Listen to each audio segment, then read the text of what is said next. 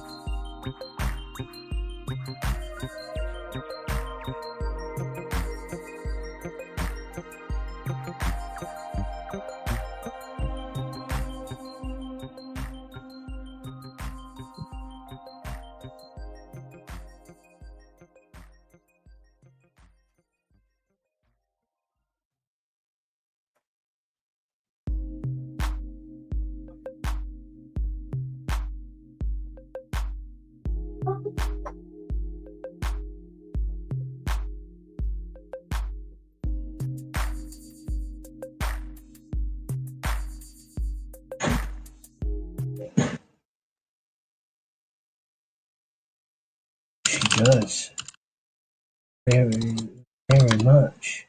Hey, what's up, dude? Can you hear me? Yeah. Oh shit, are we live right now? Yeah, I went live like Oh, 2 minutes ago. But I'm fuck! I was just talking to myself. I hope I didn't say a bunch of shit. no. I just clicked. I Oh, was still dealing with like schedule stuff and still getting prepared for today. Oh, I could even give Dane the link. Yeah, Dane, hang around. I'm gonna send everyone the link again and stuff. I'm still not ready. I told my wife, I was like, come in and hang out all night long if you want to, but I haven't had a like weird day or anything really. I mean, I've been handling a lot of different things. Everything is great though, and I'm tired. So I was like, hey, I don't even want to play Fortnite tonight. I was like, I really just want to see if anyone's live, and it's Friday night, so we might see some people. It's 7 o'clock on the East Coast right now. It's four. It's 4 on the West Coast, 6 here in Texas.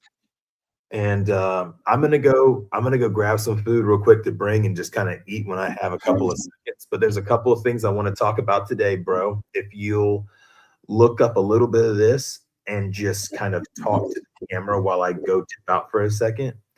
We're gonna yeah. we're gonna be looking at the Capua black market. Oh, okay.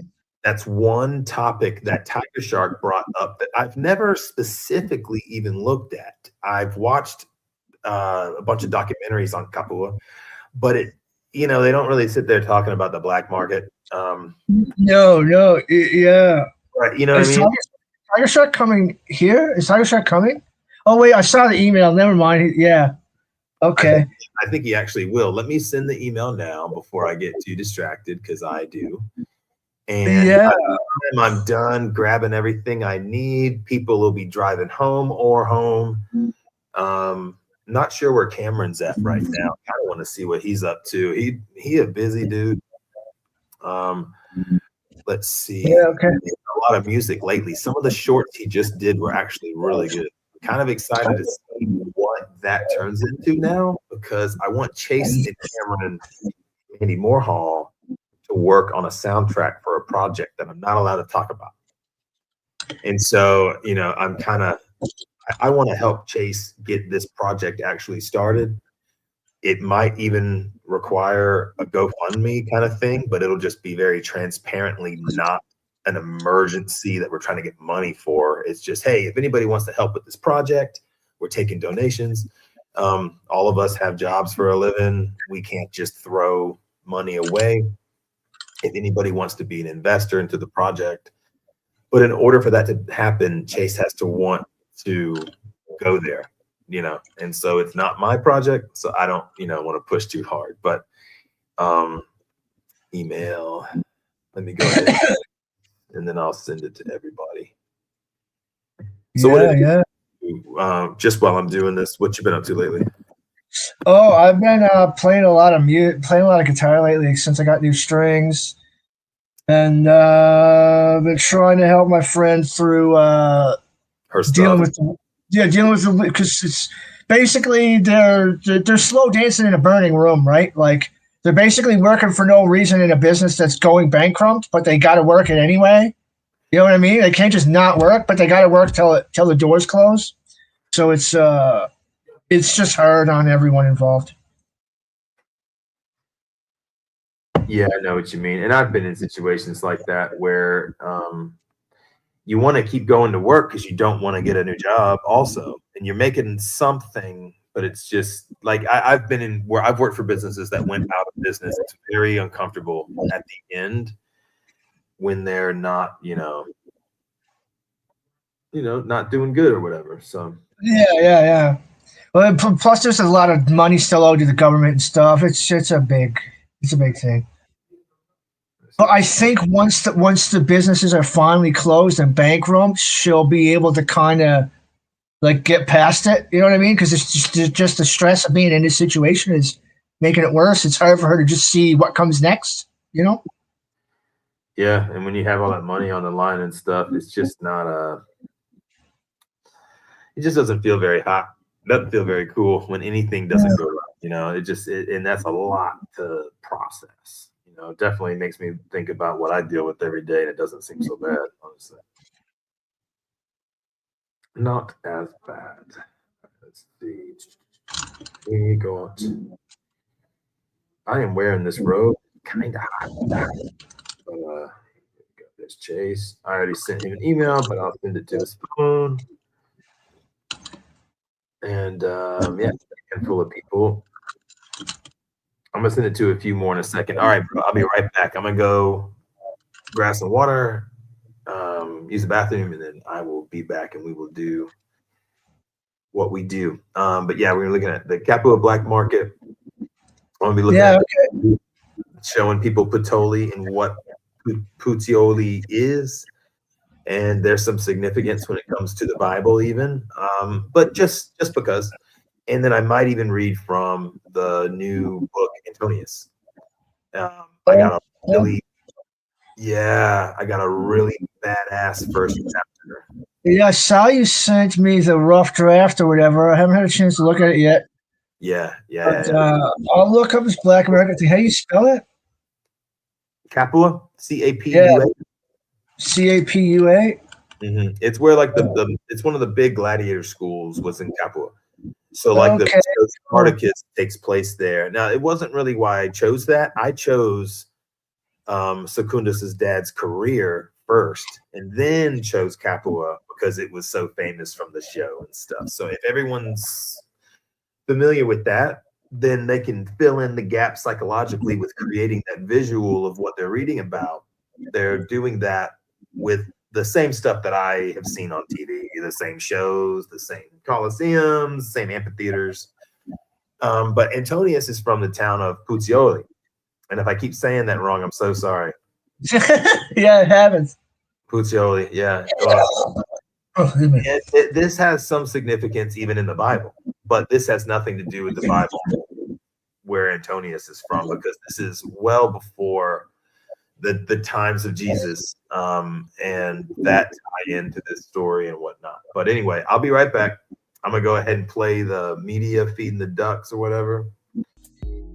I'll be right back. Okay, I'm gonna try and look this up, but I don't know how good I'm gonna do with it. Capua black market, eh? This stuff might have to be cut out of the live. Actually, probably gonna do a good job at running this by myself. Capua black market. Let's see here. I can't seem to find anything on it. The term Capua black market primarily appears in references to various fictional contexts such as video games, board games. Okay, let's try ancient Capua drug trade.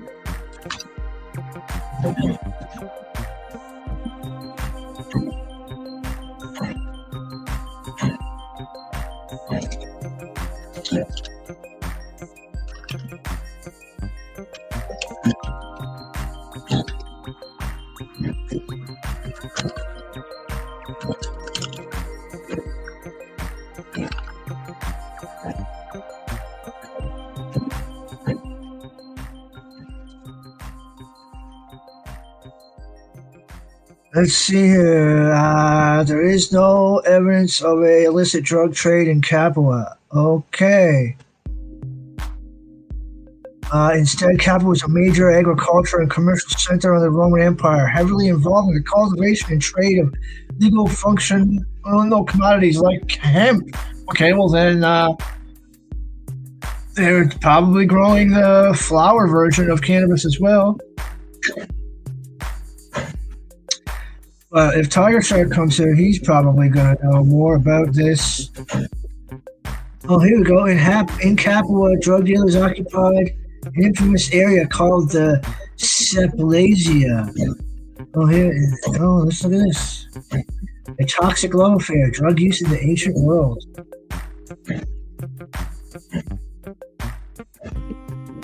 We notice you're running an ad blocker. Let me turn off my ad blocker? Oh, god damn it.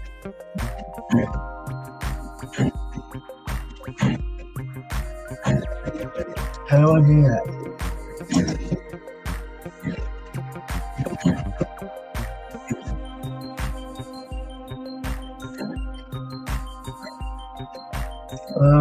How do I turn off my ad blocker? I think that's fine.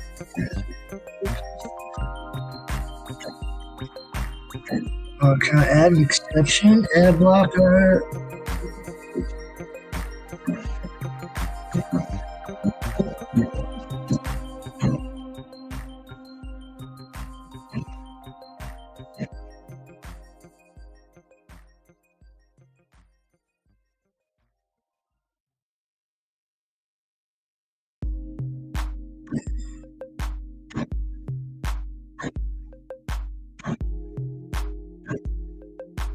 I might add another website here.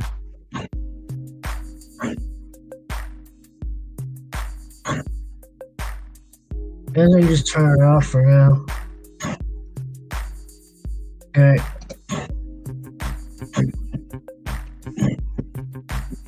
Here we go. The ancients did not shy from altering their reality. Classic go-to drugs were hemp and opium, which promised joy and laughter despite impotence and sometimes eternal sleep. The article written by Terry Madenholm.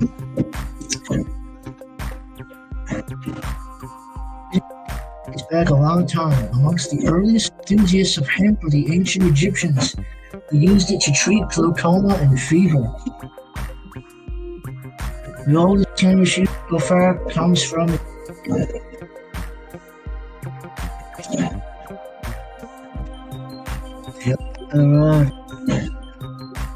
altar that once stood in the temple at Telluride reveals no stranger to experience the divine, thanks to the drug, which was presumably burned to get high on its psychoactive compounds. This is cool. When is this written? September 28th. Last year. Neat.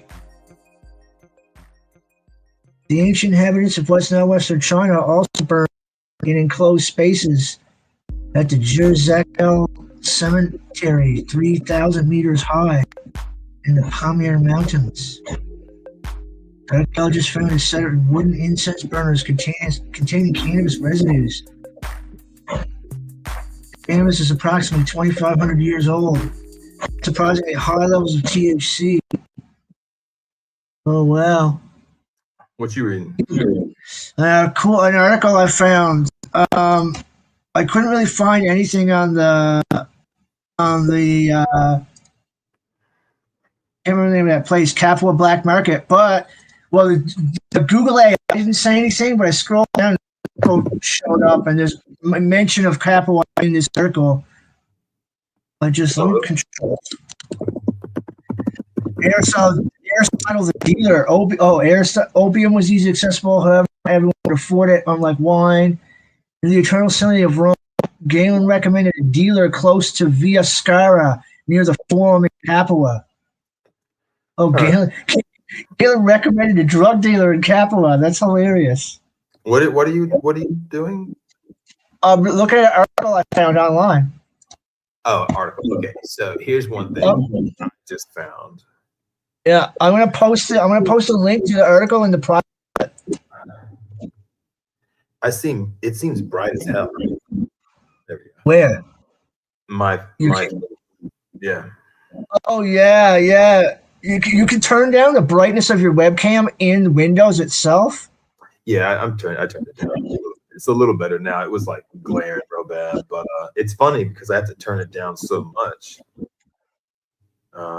Anyway, Check. So here we go. I see the article there. Right. So I got some suggestions here. All right. So Capua absolutely had a black market. It makes total sense given what kind of city it was. Capua in the late Republic and early Empire was one of the wealthiest cities in Italy, right before Rome. Packed with gladiator schools, Moody, obviously. A hub for slaves, trainers, arms dealers, merchants, criminals, and sitting on major trade routes in Campania. So, yeah, Capua was totally. So let's see what modern legal sense, but illegal, unofficial, socially frowned upon trade. So weapons, slaves, poison and drugs, performance enhancers, pain suppressants, herbal poisons, fixing fights, betting scandals, bribe trainers. Now, I don't want to say too much about Antonius, but you're going to you're going to see some of that in Antonius. Yeah, I don't want to say too much because if I say even a little bit, then it's going to kill the reading experience for you. But I want people to at least hear something about it, because otherwise, and I'll go on Gnostic Informant and talk a little bit more about it. It was just the other night when I went on a show, it was 3 hours and 30 minutes into it.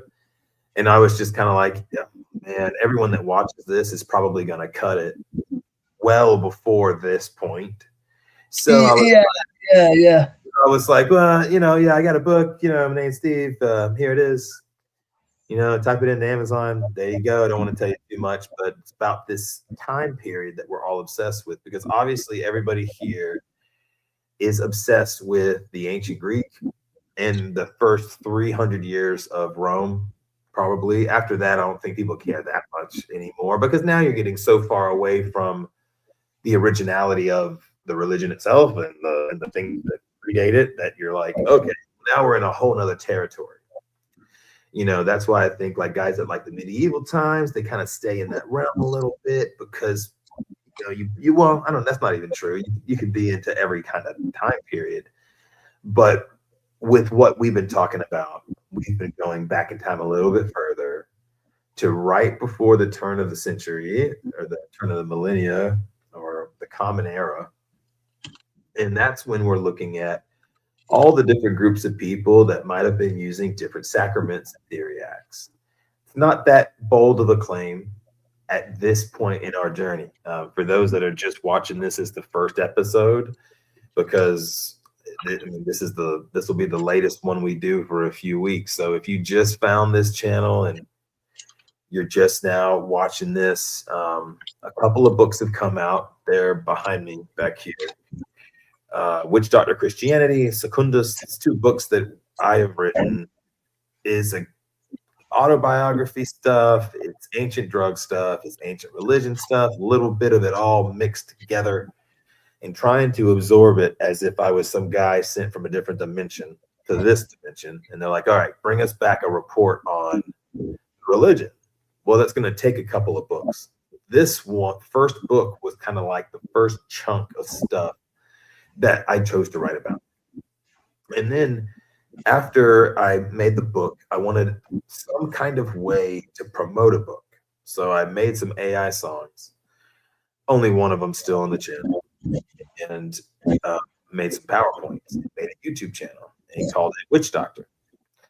And as you can see, the name is still _Witch Doctor, but it's got my name now that I have some books published. That way it's easier for people to find who they're looking for. Because it's not published as Witch Doctor, even though Witch Doctor is in the name of one of the books. And there will be a series of stuff I want to do that's called The Witch Doctor's Blank. And it's a Greek retold by me in a way that either I like it more or a contemporary version of a Greek story. Kind of like Chaos, but I didn't have to watch Chaos to get that idea. I've written several different plays or scripts into modern day screenplays or parodies, or I've written all that already. I have other people that could vouch for it, and parents and brothers and sisters that have read the books and read the screenplays and they know about them. They're still sitting in my mom's house and composition books and stuff, that we hand wrote stuff really when I was real young before I had a computer. And full-blown things, start to finish. And it took a back seat for a while for a hobby I had. And then all I was ever doing on the laptop was writing. And I was never writing books, ever. And even when I first moved to Texas, I still had not started writing books again. I had taken such a long break in it. And then finally, I went to go write a story about a team of thieves, actually. But it was private investigative type licensed guys that did criminal work under the guise of official. I'm in the armed security world. So things like that actually happen. And that's all I guess I can really say. That sometimes guys in that world will do things they're not supposed to do, pretending they're someone else or pretending that they're doing something. It's hard to describe what I'm trying to say, which is why I was going to write a book about it. But a lot of these ideas would be better movies than anything. We got 30,000 screenplays being submitted to Netflix every year. It's like, I guess you can write a screenplay and publish it. You just have it on, just for the hell of it. It's fun putting the whole thing together. At least, just the experience of doing it too, So we got some in Capua. ChatGPT here says we got religious and magical items, cursed habits, amulets, love spells, imported mystery, cult gear, technically tolerated, often shady. Yeah, this was kind of a weird time for religion. Very weird. Because if you think about it, even some of the old practices they were trying to not do no more. So it's kind of, like, yeah. A lot of that stuff was going on. There was people and there was of getting rid of such things. And I think that is ultimately the dawning of Christianity, was the attempt at actually removing all of this stuff in a way, because they left out certain things. A couple of things might have made it into a couple of different scriptures or texts. None of it should really scatter your brain too much at this point. I mean, it is 0.02% of the entire biblical work is like pornographic stuff. And then entheogen related stuff is like 3 or 4% of everything they're talking about in the whole Bible.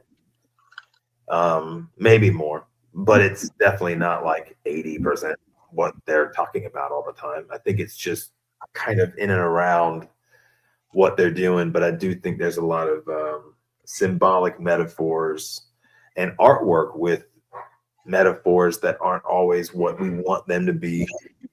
We want Jesus and the alabastron to be the medicated Cervidil every time. The artist meant every time, though, because of the way the artist will draw Jesus and the way they'll draw the scepter or the wand or the alabastron looking item. There's like 3 different kinds that you'll see in the art world, which means there's 3 different kinds of artists and 3 different ways that they're trying to show a guy with that word associated with them, you know. Gladiators were cash machines, huge enslaved population, elite patrons, poor masses, distance from Rome, just enough autonomy for governors to look the other way. Let's see. Capua before secret weapons training, underground slave deal. Tony is quietly knowing who to talk to. Secures overhearing things he shouldn't. Oh, now it's trying to tell me things to put in the book or whatever. Yeah. So my because I have so much in the memory of my Chat GPT as well, it relates everything back to the book that I'm trying to write. What are you writing on? The book on sacred fermentation, but I haven't worked on it in like 6 or 7 months now. Oh, like ambrosia? Yeah, well, just the idea that like religion itself was born out of fermented things, like the Vikings had their mead of poetry and stuff like that, and the Egyptians had their beer of resurrection, and just the divine has always come from things that have been fermented. And then I got a chapter on like fermented speech, like leavened logos and stuff like that. But I haven't looked at it in like 6 or 7 months now, so I forget everything that's in it. I have to relook at it. Hell yeah.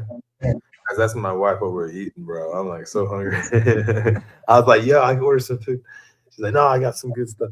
So I was gonna say, yeah, so Capua, we didn't see off the first hit with the black market, but let me ask it something. Just let me make it a little bit easier to type into. Okay. Any articles on these drugs?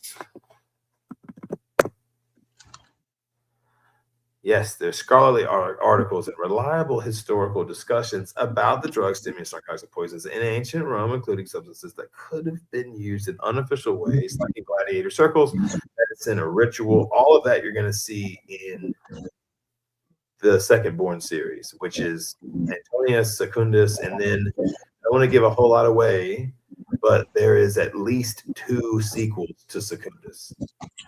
Oh, cool! That you've got planned? If not 5. Okay. Oh, we got comments. Well, here's the thing: every single person in how's our screen? Oh, cool. Here we go. Every single person in the story has a story worth telling, right? So what y'all don't know right now is each person that you read about in every single book, and you don't even have to read them in order. There is a first through last, technically, but you don't have to read them in order the way that I'm writing these books. Okay. Way to where if you read Secundus first, great. If you read Antonius first, great. You're going to walk through the story in a way to where if you're just now sitting down, you're going to get enough of an introduction of each character and a pace that's consistent with learning so much about somebody over the first 40,000 words and then an extra 10, 20,000 words to expand on certain stories that might have more layers to it. But I will say Secundus will be the shortest one of all of them. Okay. Okay. Kind of, well, yeah, because I didn't want to put too many details in a story when you can have changes of heart or good ideas later. So if something comes to, so like, for example, something I'll say now because I'm not famous is, so in the Antonius book, he acquires a dog.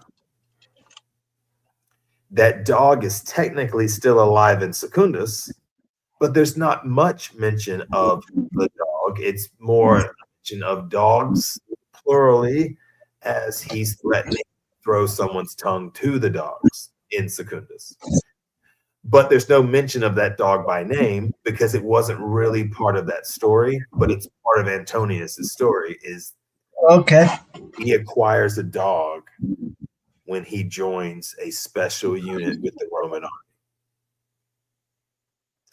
And when I read on Mindy's show on his brother's channel the other night, I read about the chapter where his son in the future from this book is joining this same unit because he has a special skill that not everybody has. And it's a very realistic approach to it. But I will say in Antonius, my first chapter is really pushing the boundaries of reality in a certain aspect of how it's written. And Okay. yeah, you would have to read it to know what I'm talking about. It's completely irrelevant from the future of the story. So there's no weird obligation for this particular part of the book to be consistent much later in time, because as you can imagine, from Antonius through Secundus and beyond, I'll just let everybody know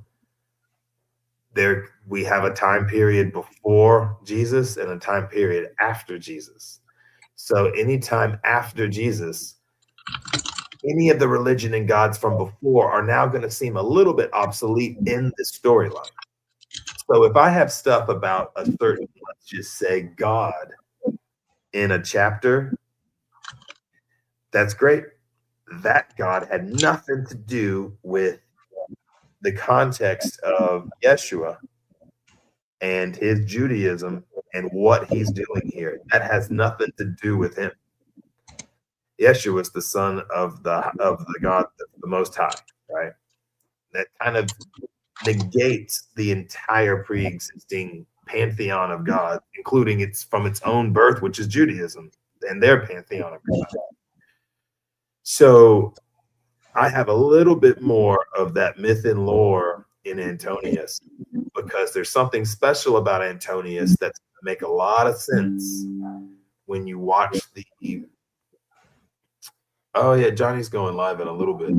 When you watch the when you read Secundus, a lot's going to make sense when you read Antonius and read the sequel to Secundus.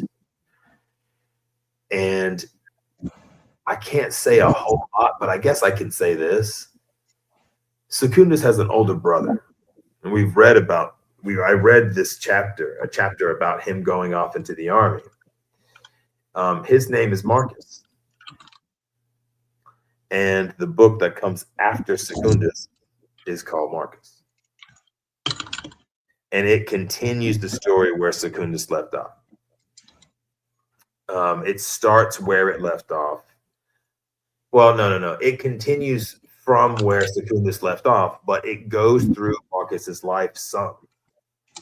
It's just, it doesn't have to be a lot for this book, but I haven't written any of Marcus yet, so I don't want to like sit here and say what I'm going to do if I'm not 100% sure on how I'm going to structure that. Because like if I have 3 chapters about his childhood that are identical to Secundus, or from his perspective at the same chapters, which is how I would do it, is from his perspective telling the story about going to that first gladiator fight. Because that's in Secundus. First chapter of Secundus is him going to his first fight at 7 years old, which is life-changing, for him. And Rome is no joke, so it's definitely something that they had to work at, And I didn't want to come across.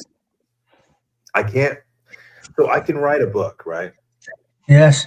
I'm not going to fill up the page for 80,000 words, a bunch of really hard stuff to read about. It's something that you got to think about, kind of like if you are a writer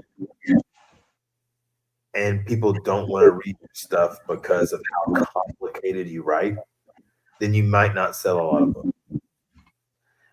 Terence McKenna is really hard to read because he uses such fancy, intricate, long, and hard to stick together words. So reading it is just, yeah.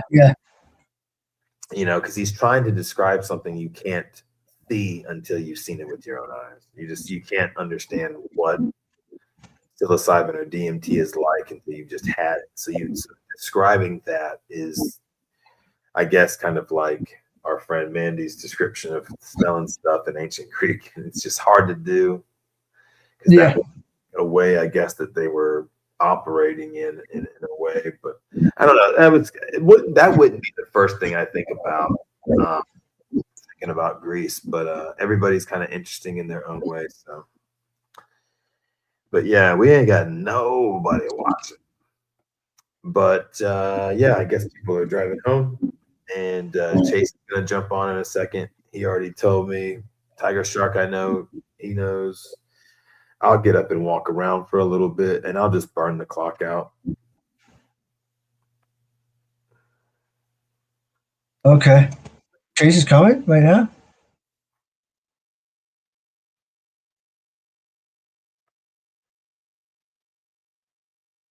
Yeah, he's going to in a little bit. He's doing stuff. But yeah. For sure. And Tiger Shark. But like I said, I jumped on last minute just because I haven't been consistent with it, but finally got a little free. Even more. All right.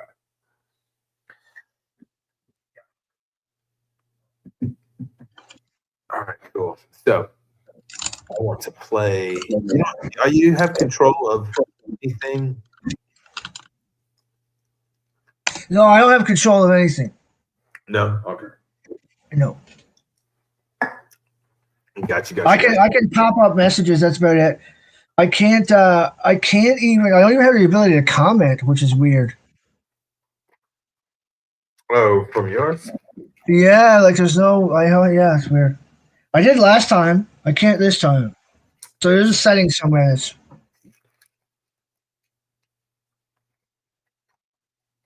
Interesting. All right. So what was this? I got this article here now. Boom. All right. So a toxic love affair, drug use in the ancient world. That's David, but what's broken?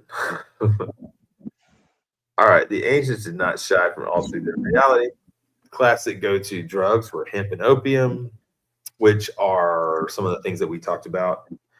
From Tiger Shark pointing it out a long time ago. There was these 2 articles, or like 4 or 5, that we found all on cannabis and opium in the burial sites. despite impotence and sometimes eternal sleep.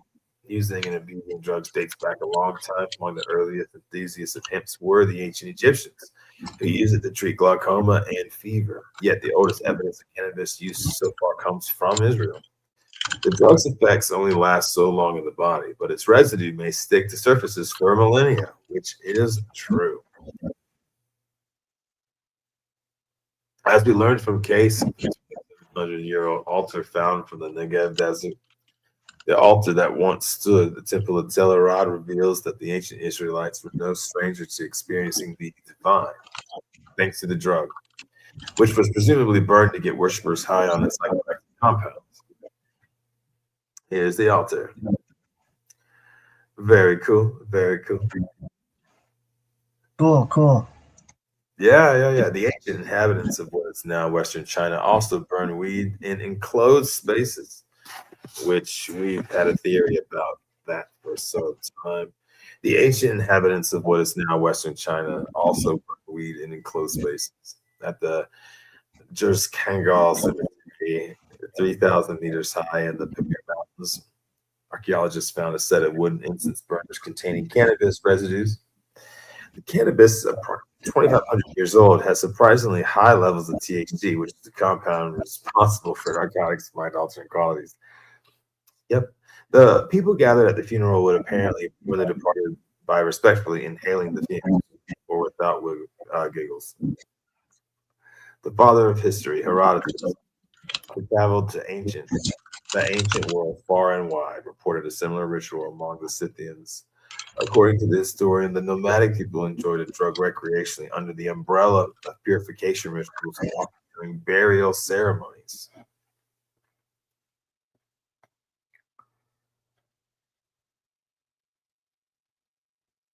Scythians thereafter take seeds from the hemp and throw them in red hot stones. They smell it and give off fumes. Writes Herodotus, they cover it with mats and crawl under while fumes emerge so densely that no Greek stream bath more. The Scythians howl with joy at their vapor bath.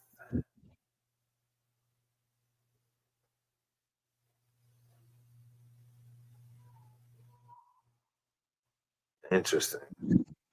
I have never read that. So the Thracians similarly used cannabis to post burial cleansing rituals. Herodotus viewed these practices as means of cleansing the body and mind, a slight altered version of a steam bath. That's pretty cool. I appreciate each world. Credit Julio Cortez. Laughingly, the Greeks fell under. Where did my phone go, dude? Oh, yes. The Greeks fell under the charm quite early on, focusing primarily on the joyful side of the drug that they referred to as the laughing weed, so baptized by the Greek physician Dioscorides.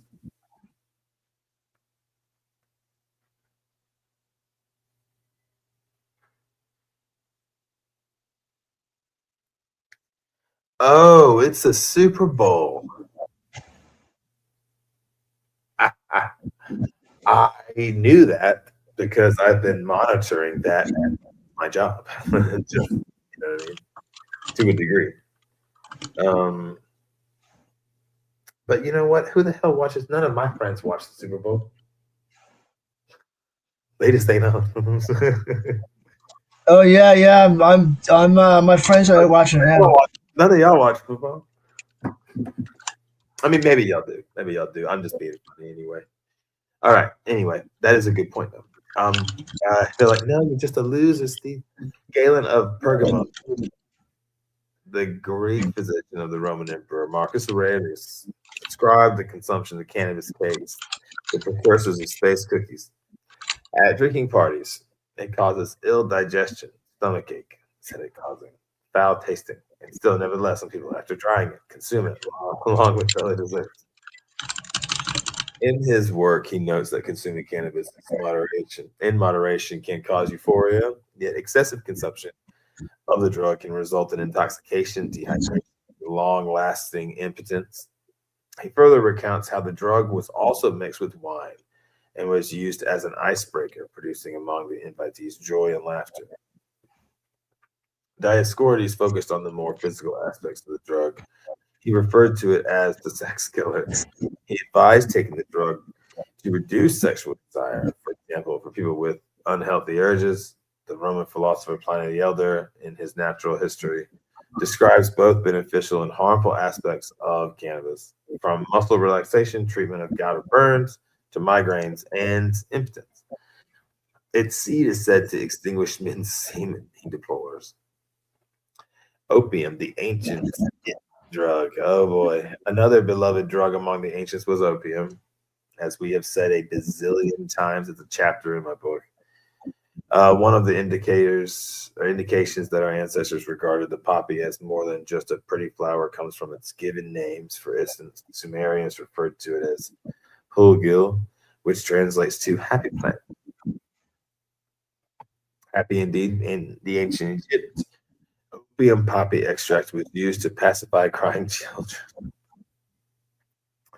From the archaeological finds, it appears that opium was the it drug of the ancient world. Countless poppy shapes ceramic pots dating as early as 1600 BC were found throughout the Levant, Egypt, and other Middle East containing opium residues and sometimes other psychoactive substances for a bit of extra fun. And here we have some of the chalices. Juggalo. The widespread uniformity suggests that a large-scale manufacturing and distribution network of opium was in place. Ancient version of Jakarta. However, one of the oldest vessels containing the drug was found in the Canaanite necropolis at Tel Yehud in modern-day Israel. This is what the article had before this information. The 33-year-old history reveals that the drug trade, even in its early days, was very ambitious. The chemical traces of opium found within the ceramics indicate that the drug was imported from Cyprus, highlighting the complexity of the sheer size of the logistical network of this period. Unfortunately, there is not much we know about any ancient drug lords. As for the drug's usage, opium was known to take away painful memories and the bite of pain and anger. Sorry, writes in the Odyssey. Those who took this drug dissolved in wine could not shed a tear even at the death of a parent. Indeed, not even his brother or son were put to the sword before his eyes. As the ancient Greek poet notes, the drug rendered both the body and the mind numb. For many, feeling nothing was better option than feeling too much. 2nd century BCE, Greek poet Gander warned his readers against going overboard with this drug. In his work, Alexipharmaca, he presents a vivid picture of what overdose looks like. Learn further that when men drink the tears of their poppy, whose seeds are in the head, they fall fast asleep. What up? Oh, cool. Chase is here. Sorry, I've been staring at this. Yo, Howdy. what up, bro? All kinds of fun stuff. What about you, man? Not much, dude. Hey, Marcel, you have a Yeah. little bit of feedback going on. If I mute you, is that cool? Yeah, give it. All right, cool. Yeah, it helps a lot. I don't know. He has a different setup than I do. I just use the one. I got this little bitty crappy cheap Bluetooth mic. Do I sound okay? Yeah, it sounds really good, actually. Oh, nice. All right. Yeah, because last time I feel like I was just like screaming. If you hear a movie in the background, I got my pops watching The Dark Knight. No, I don't hear too much. Same over here,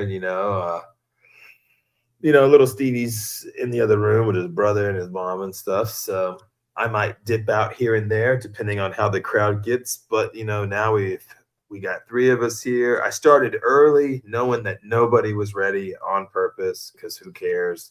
Is Tiger Shark coming? I think so. He emailed that he would. Let me email some other guys. Hey, so you were talking about Capua? Is that how you say it? Yes. Okay. Capua. The black market. I was going to ask Tiger Yeah. if you read anything about it. Okay. Yeah, I hadn't either, right? Is my camera moving? Does it feel like it's moving? It did a second ago, yeah.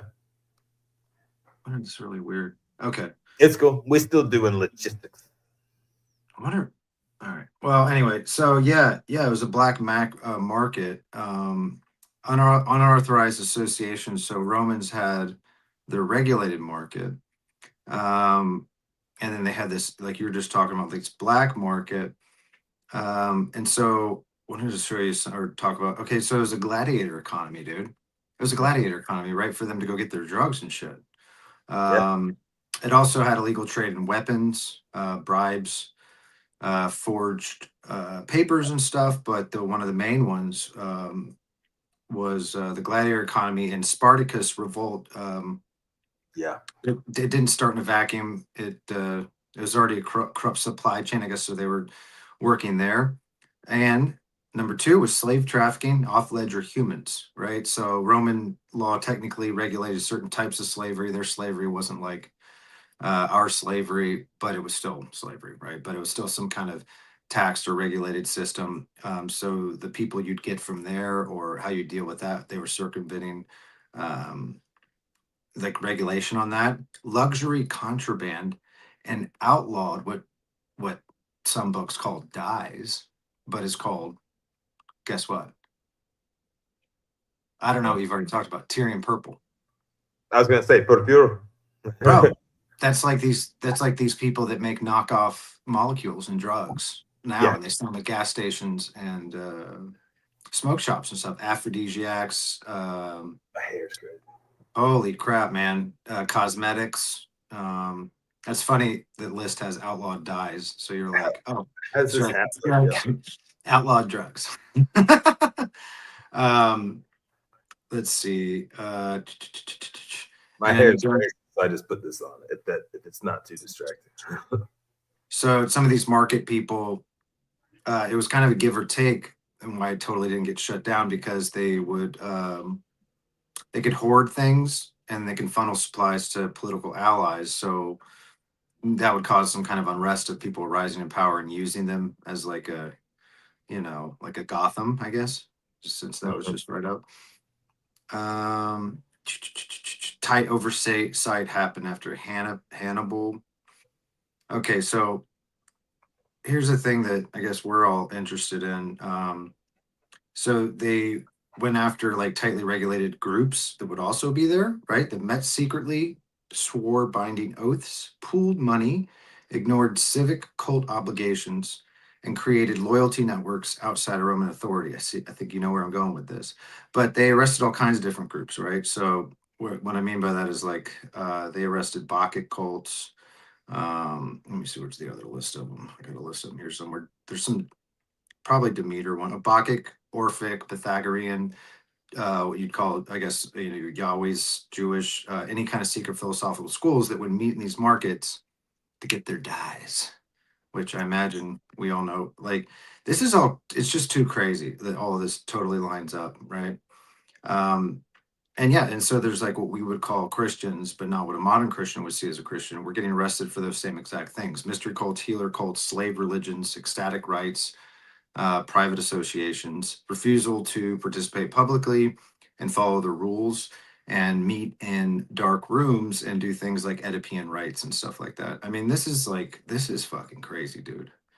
Um, it's all in that black market, that all this stuff's going on, but also it's happening all over the place. So this is not the only spot.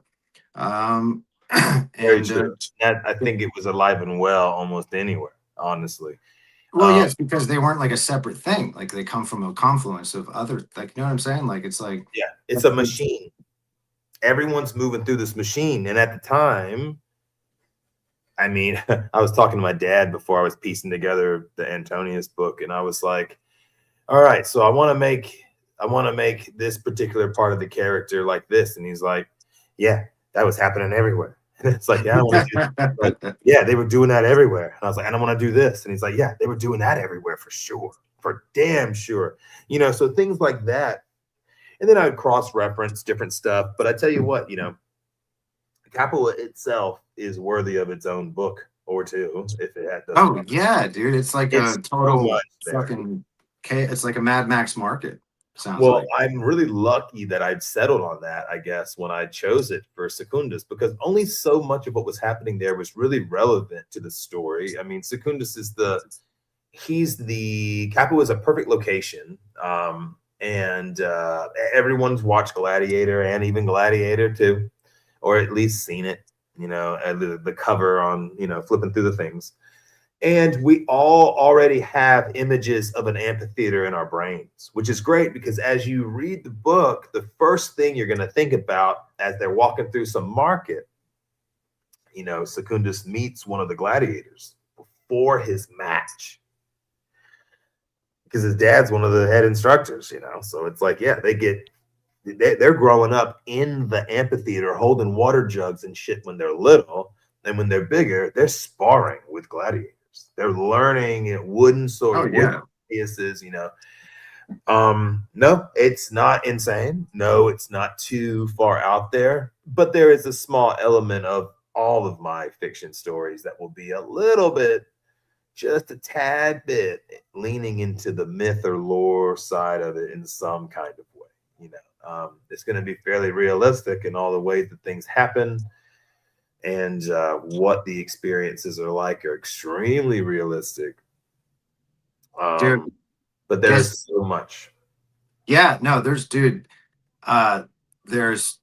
much. It's a you could write many books in there, or at least people that pass through there, because you're gonna meet the most high political order maybe sneaking in there and getting their fix, or you're gonna meet politicians that are seeking to bribe someone else and do this. It's like the island. It's like Epstein Island. So in Capua, in the story, there's a few moments where so they have a wheat crop at Secundus's house. His dad has like an estate with like wheat fields, some animals, chickens and pigs, all the shit you need to survive, like you tried to kind of like how we do out here in Texas. Everyone's got an acre with enough food for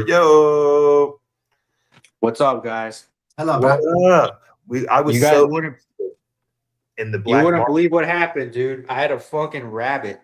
So I went out to my car to get in my car to go get breakfast this morning. I turned the car and it's got chassis malfunction, power steering malfunction, quote warning lights, and I'm like, what the hell? I popped the hood and guess what's sitting in there? Little A baby rabbit. My gosh. So I'm like, because I've heard stories of people say that squirrels have like gotten in their engine bay and like bit through wires and whatnot. So I Yeah, start checking. the Like rabbit- I poked the rabbit and it ran off. But I started looking at wires, dude. Ah. It ate through the freaking wiring. And so I like spliced the wires that I could see, but I couldn't I didn't have my jack on me, so I wasn't able to like check fully. And yeah, so I have good insurance, so they're gonna take care of it. But yeah. It Nice. was been a pain in the That's ass. awesome. That's Anyway, so what's up with y'all? Congrats on your new book and all that. You a guys- rabbit I of just- all things. I just saw a quote or someone commenting up there, but it was actually I don't get to see the whole thing. Oh, But man. guess who else was in Capua? Guess who else in there? Anybody? I don't know. They were slave catchers that could operate illegally, kidnap and sell people off the ledger. They could intercept travelers via Apia. They could resell escaped slaves or abducted freeborn citizens. Yep. They could also bypass Roman taxes, census, and contracts, and they were called what? Lestes. That's right, baby. So They're I'm not everywhere. going to say too much, but Guess what? Guess what they did to him? in Antonius, I have a group of them. Yeah. Guess what they did to him though when they caught him? Can we guess? Crucified him. Oh, of course. It's like Crucified everything. this shit's everywhere. It's everywhere. What was It's that? like, What was that list you just read out? Cross. You had the front double bicep version. You had the X style. You had trees. They would crucify. this is what allegedly this is the Romans would do it, especially when violence was involved with the person, or they had multiple victims they were trafficking, or the activity was near too many major roads, or it was so much of a a show that it embarrassed their Roman authority. So that they would use that to then crucify the lay stays. So it's deterrence for public visibility, territorial warning, right? That makes sense. And then classification for this type of behavior. So they didn't just crucify people for anything. It was like, oh. Now, there's like definitely cases of when this got out of control. Like, absolute power corrupts absolutely. So, there's like later on down the road, it looks like that they, just start crucifying people just to make a stance against specific people. But like, dude, I mean, here we are Yeah, but again. We just Yeah, went but full he didn't circle. actually die, right? Like he came back and shit 3 days later. So like he didn't really give nothing up for people's sins. That's the joke here. Okay. This is called satire. He No, he basically gave up his weekend for your sins, and that's it because he came back. have y'all ever said this to yourself? Because I kind of said it the other day. Not that I haven't said it before, but I guess I haven't really just explained it this way. And it was just an interesting talking point. And correct me if I'm a little off here, because I could be. But, you have the Old Testament, which is all these unrelated stories about unrelated people and events. But then you have the New Testament. It's all about one guy. It's a huge. I always noticed that, at least, was like these stories about David are about David. These stories about, whoever is about them. That's it. There's not a whole lot of cross contamination in those books. However, that's not how the New Testament really is at all. It's all about one guy. Every book's about the same guy, which I thought that was kind of interesting, considering it was like, well, I guess they couldn't write about more than one dude, because then people will look up to different people in the stories. And that's the same problem you had with having numerous gods. Was if you're worshiping Apollo over here, but you're worshiping this guy over here, now you're different. Now that's an excuse for a problem.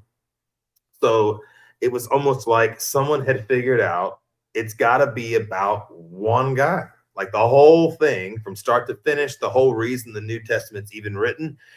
You could take a book out of the Old Testament. That's monism, isn't it? Have the Old Testament, but if you took that character out of the New Testament, you wouldn't have a New Testament at all.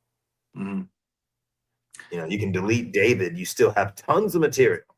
I mean, isn't that that's kind of like the structure or format of monism? Yeah. Like, so if you take out all the emotional energy out of the Christian run, and you just go, okay, well, what if I'm Kim Jong-un?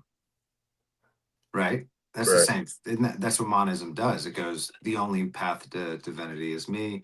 Everything falls underneath me. This is the giant story. Everything that you ever learned is all actually attached to me somehow. And that's how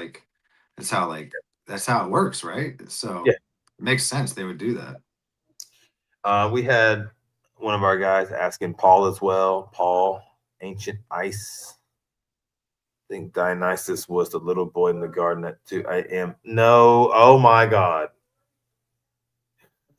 All right. In the last year, I have heard theories about this particular Neoniskos being age ranges from 7 to 40 years old. I have 40? Done. Yeah, because Strong's definition says up to 40. So you have some Christians that stiff arm a bearded man in the garden, and then you have other people that are using the youngest version of what that covered. And that's what I have discovered in this pseudo process, this pseudo theological fun I'm having on YouTube, is there's a lot of age ranges for even that, right? So if you're an artist and you're reading this, whatever century you're from, you have guys that are drawing apostles with beards, and you got guys drawing apostles that look like they're 14 and even younger. I will say artists suck, especially drawing humans.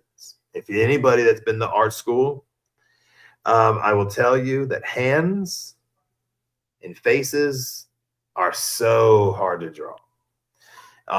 And so an amateur artist on the Catacombs of Priscilla, Catacombs of however, there's a bazillion catacombs with Jesus and a bunch of guys drawn around him.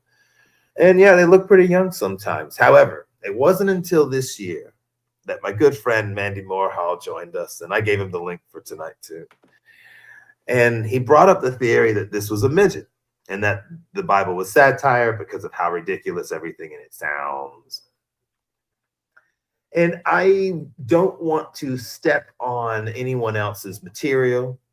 So when I wrote Secundus, obviously I didn't use a midget when that scene came around. It's a little bit easier to defend my logic of just simply saying entheogens were involved. However, the midget, I cannot stop laughing at the version of a midget with his foreskin tied with a bow, running off. But it's funny as shit. I mean, It's like I just have a hard time with it. it's like a really dark satirical Willow. It's hilarious. Yes, it's hilarious. Like if you But- now, but- I wrote a screenplay for your show actually that has that scene, and I had my own version that we used poetic license for that. But his is much funny. But go ahead, bro. Well, I was gonna say, in Greek Roman societies, boys that were 12 to 17 years old, it was pretty normal for them to be in some kind of congregation around philosophers, prophets, craftsmen, healers, religious teachers. The word disciple is associated with that age range. The word servant or dependent is associated. Now they're not saying they're not saying that's inherently sexual, but they are saying that is what's attached to that range. But that would make sense, man. Like if you think about if you have like a band of people following you around like that, and like the satirical nature of like the story, I think there is a lot of satire and comedy in there. I mean, it's a tool, but it's also like, like when they're on the boat and then they're just all scared, and to imagine that being like grown men, it's like even back then, and especially now, how we know how like resourceful and intelligent they were compared to what we thought they were. And then so I'm supposed to kind of like I don't know, like believe it's grown ass bearded men up there that are like, oh my God, it's a storm coming. What do I do? And like, take all my things, buddy. And like, oh, you made a room for me? Like everything just like to me is like young group of followers, young group of followers, young group of followers. Well, I definitely don't think that anybody believed it when they wrote it, obviously, because the person writing it did not witness whatever's in the story. They didn't see the miracle. They didn't see Jonah in the whale. Right. They could be manipulated. Yeah, like It Orphic being text or completely something. satire. I mean, everything back then would have had to been satire then, because so much of the classics and so much of that old being born out of Zeus's head or Zeus's hip, all this ridiculous. But they're still satirizing something, right? Every single thing from antiquity would now become satire because it's all just as retarded. It's all like for Zeus. What was it with Dionysus? He was born out of his hip. I mean, yeah, that's fucking stupid. Like nobody. He was born out of the thigh, but it's So the language is used differently than how we use it, though, right? So, like, it's like a symbol. Like the language evokes a symbol in your head, contrasts another symbol, which evokes the knowledge, which is where the muse lives, right? Like taking it literal is I think a problem, especially if they're cultic texts or they're symbolic or something. Taken it too literal. There had to be some kind of dividing line there to where they know this is myth and lore, but it must like be the essence of, because no one ever saw Hercules. No one ever saw Hercules. Right. It's never real. So we got that idea though that we take it literally from Christians. I know I'm trying to say. Yes. Yeah. I mean, I think that's the thing where like it's easy to slam dunk on, is because we're growing up in a time still where people are like, no, this literally happened, right? And that's a weird way to look at all of this. Yeah. Just look at this.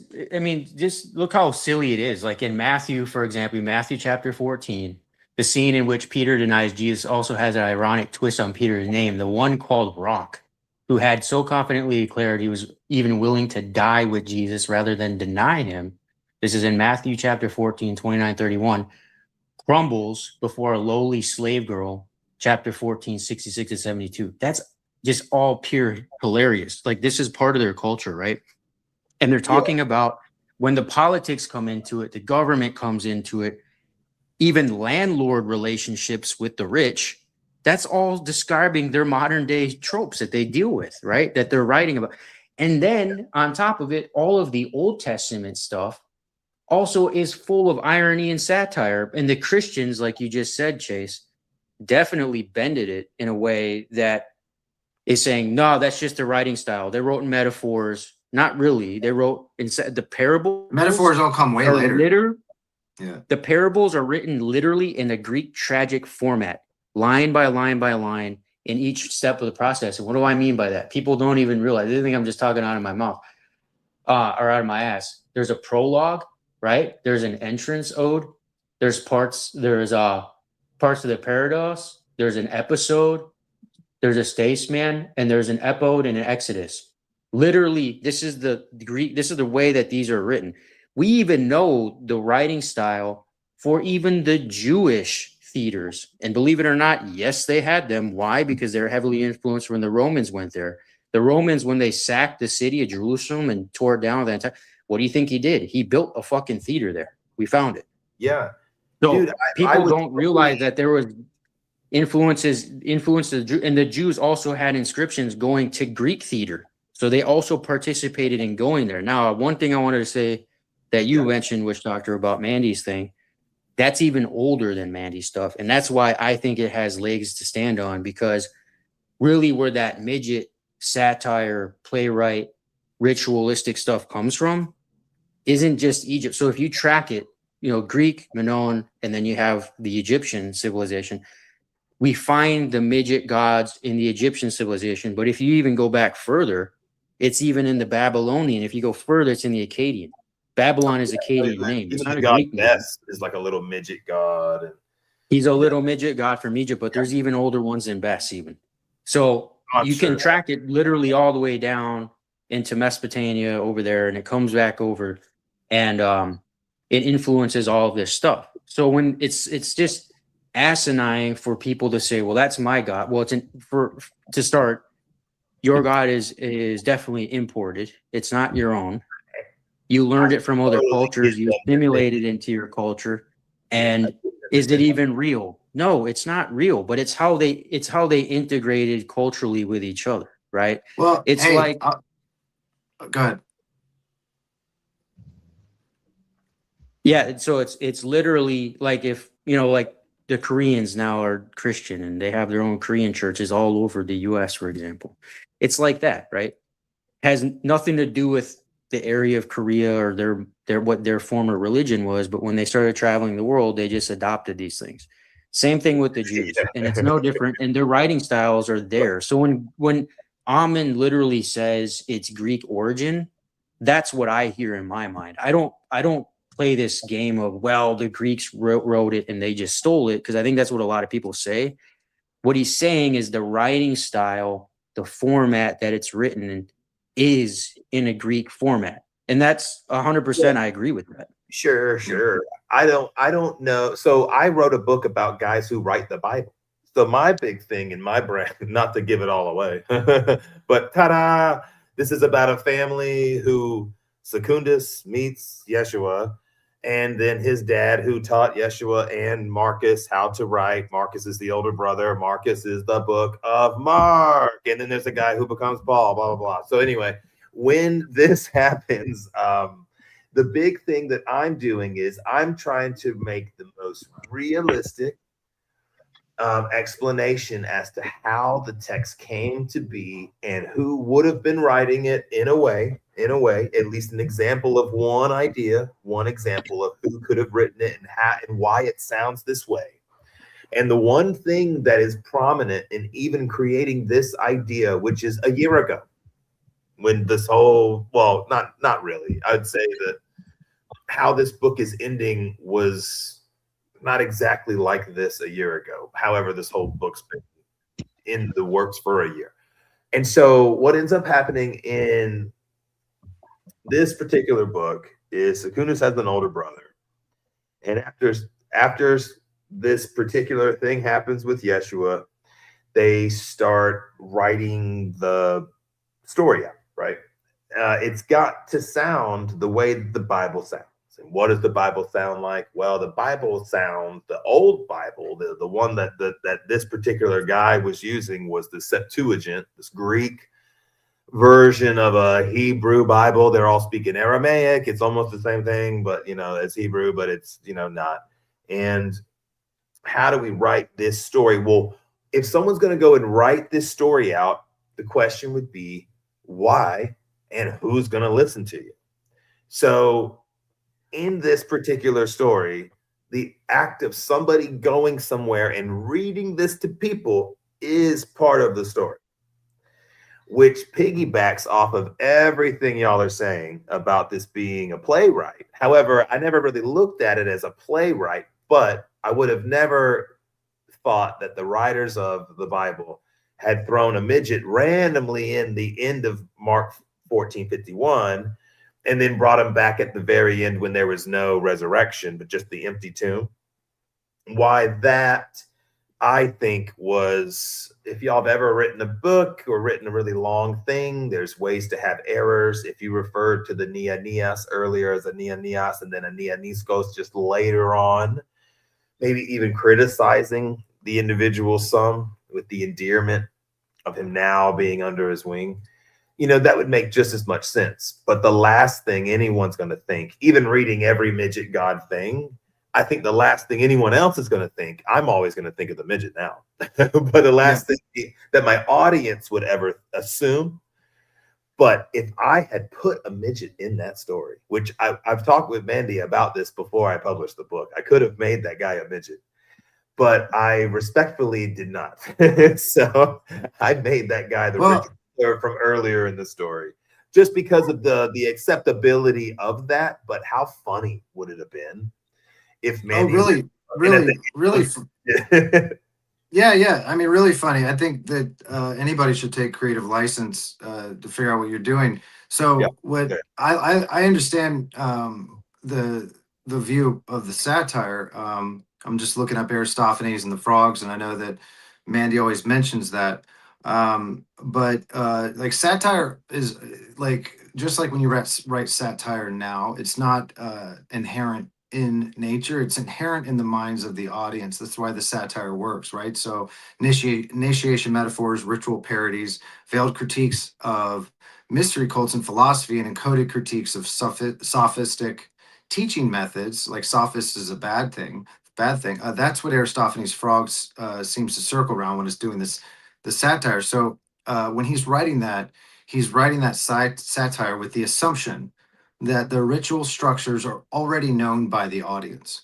So even if this is like just totally a play satire, which it totally could be, it's still mirroring and it's mimicking something that would have already been in the audience's mind, that these situations would have been set up with these pocket cults, with these mystery cults and all this other stuff.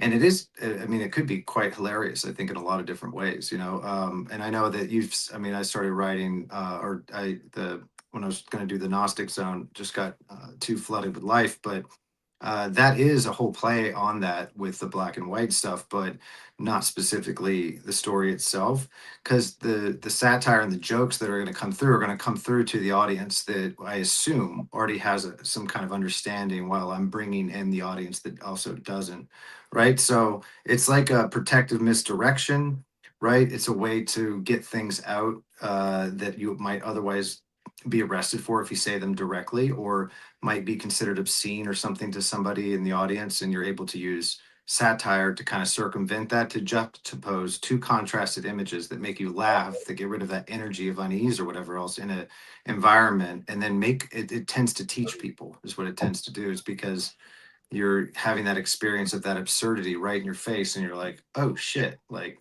this shit's kind of ridiculous, like Life of Brian, right? Yes.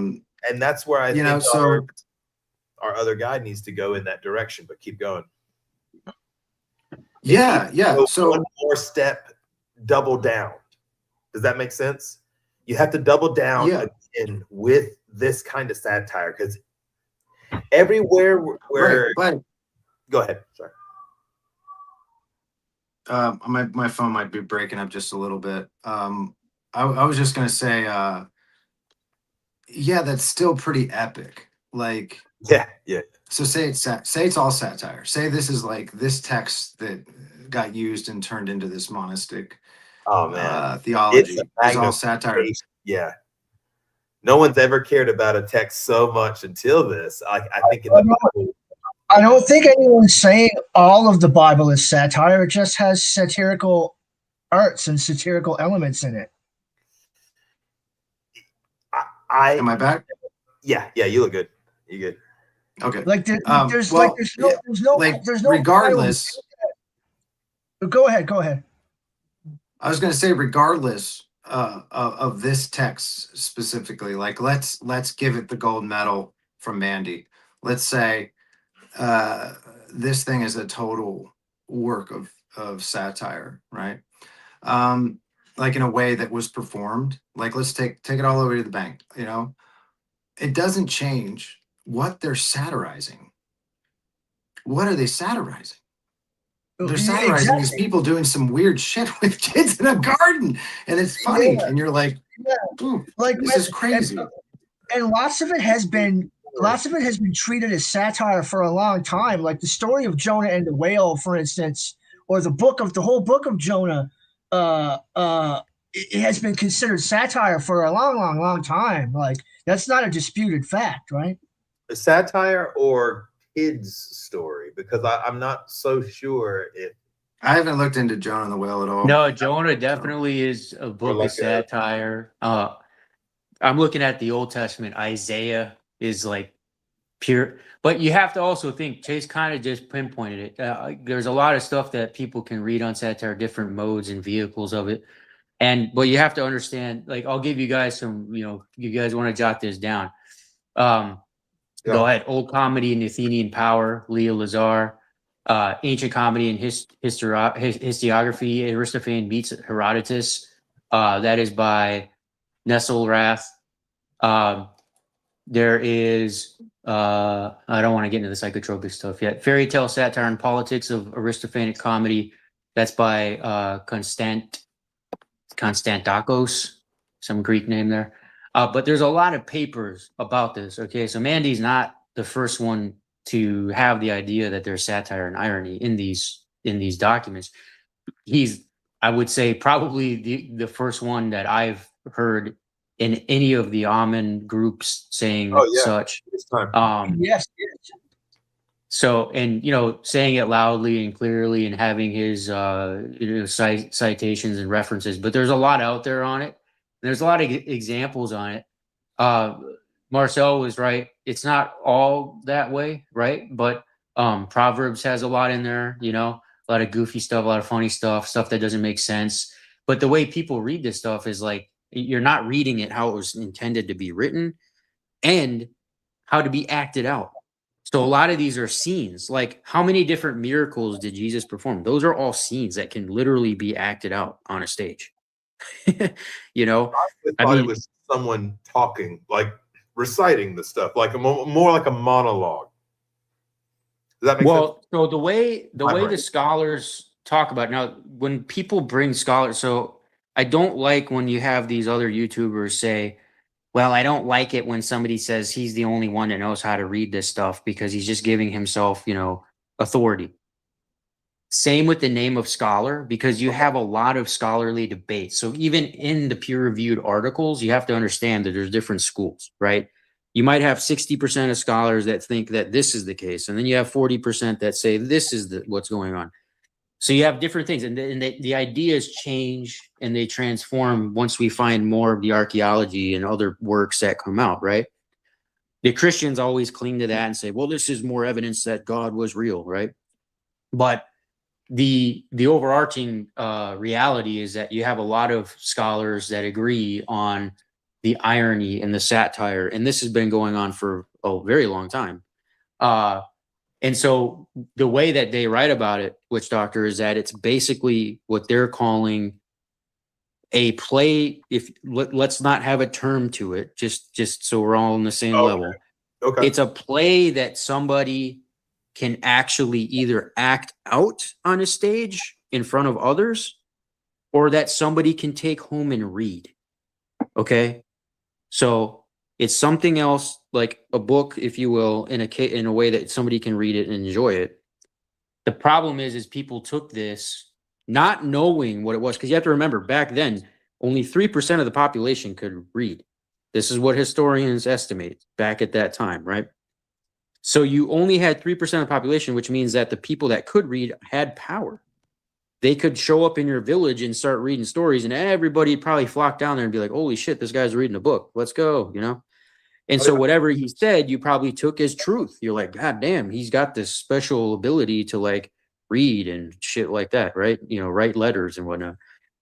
So I think that's kind of ingrained in some of it. And then I would say also that you've had, if something was so real, then why does it change so much, right? So the character of Jesus changes way too much. There's not every single book, there's a different type and form of Jesus, right? He could be a violent guy when he's throwing things around in John 2, throwing tables around, or he could be this, you know, Hindu type figure where he's just malevolent and just wants to feed the hungry and all this other stuff.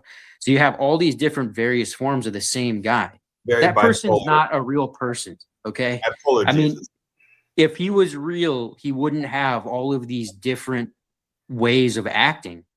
And that's what it is. It's an act. Okay. That's what lends me to believe. And then just follow the stories. People go, well, where's the evidence? They didn't write about it. Well, yes, they did write about it. And they also traveled to all of the locations, literally the first stops that they would arrive to in Europe when Paul came over, for example. We're fast forwarding to Paul. He went directly to stages where all of this shit could be acted out, right? I mean, he was a tent builder. I mean, to do what, right? I mean, you guys have to think about it. Was there a guy actually going around building tents, preaching a gospel? Or was there a guy going around to every stage city that he went to that they notated for some important reason? They said he's going here. He's going through Samothrace, right? The Samothracian rites. And right after that, he's going to Philippi, which has a stage. You guys can go type in Philippi, Google, and look up a big stage, a big place where they were acting out, and that's exactly where he went first. So Okay. to tell a different story that this stuff is real and that it's just fugazi. I mean, I don't know how people get bent into a position to think that this stuff was really happening. I get it. People want to have this idea that, you know, there's a savior and all this stuff and that they need one. But the reality is, Schopenhauer said, is that you had weak men bending strong men into this original guilt thing, which made them want to believe that they were inherently bad and that they needed a savior.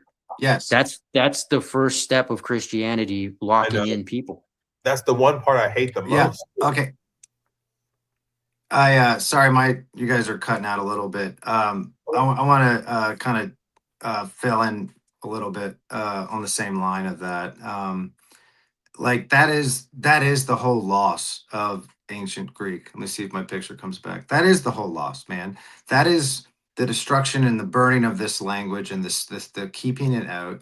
And like words didn't mean what they meant before the pre-takeover, before like 250 CE. So when we use these words, we use words like faith. We're using them based on how it's defined in the Abrahamic thing that comes into the New King James, that comes into our English, something outside of yourself that you believe in without evidence, when faith was actually something that you trusted that would occur because you have experienced it multiple times. You see the clouds rise a certain way, and then when you see the clouds forming, that you expect that they're going to form that cloud again. That's basically the scientific method put into a word. Truth was only something that you had because it changed your behavior patterns, not something that exists outside of your head in some kind of abstract way, right? It meant unconcealment, something revealed through experience, right?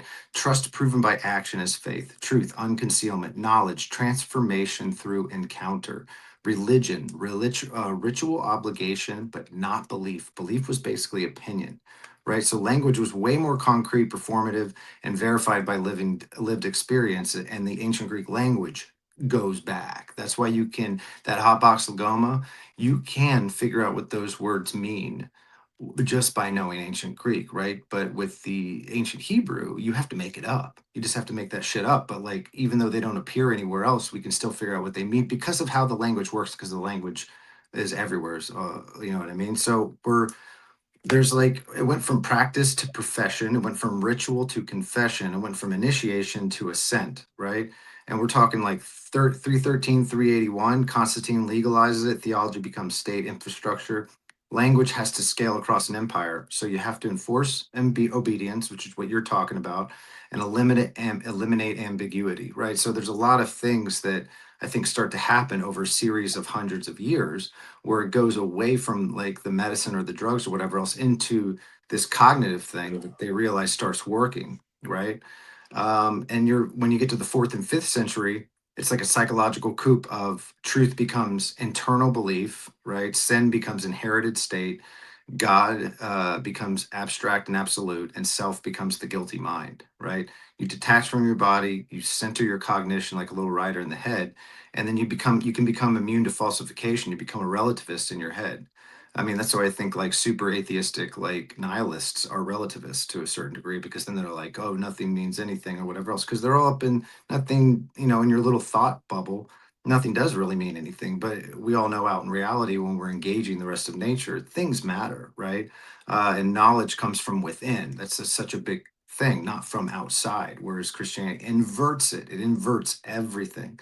So I think that, like, even when we're trying to look at this stuff, that if we're not paying attention to that because we don't know yet and because none of us are really good at ancient Greek, that it's not like until it starts kind of forming in your head, you start seeing like they were using words differently. And when they were saying a rib from a body or something like that, we think rib from a body. Oh, it's a metaphor. Oh, we're already up in abstract, ridiculous land because we don't even understand fully what they were saying. We're being told what those words mean in an abstract way.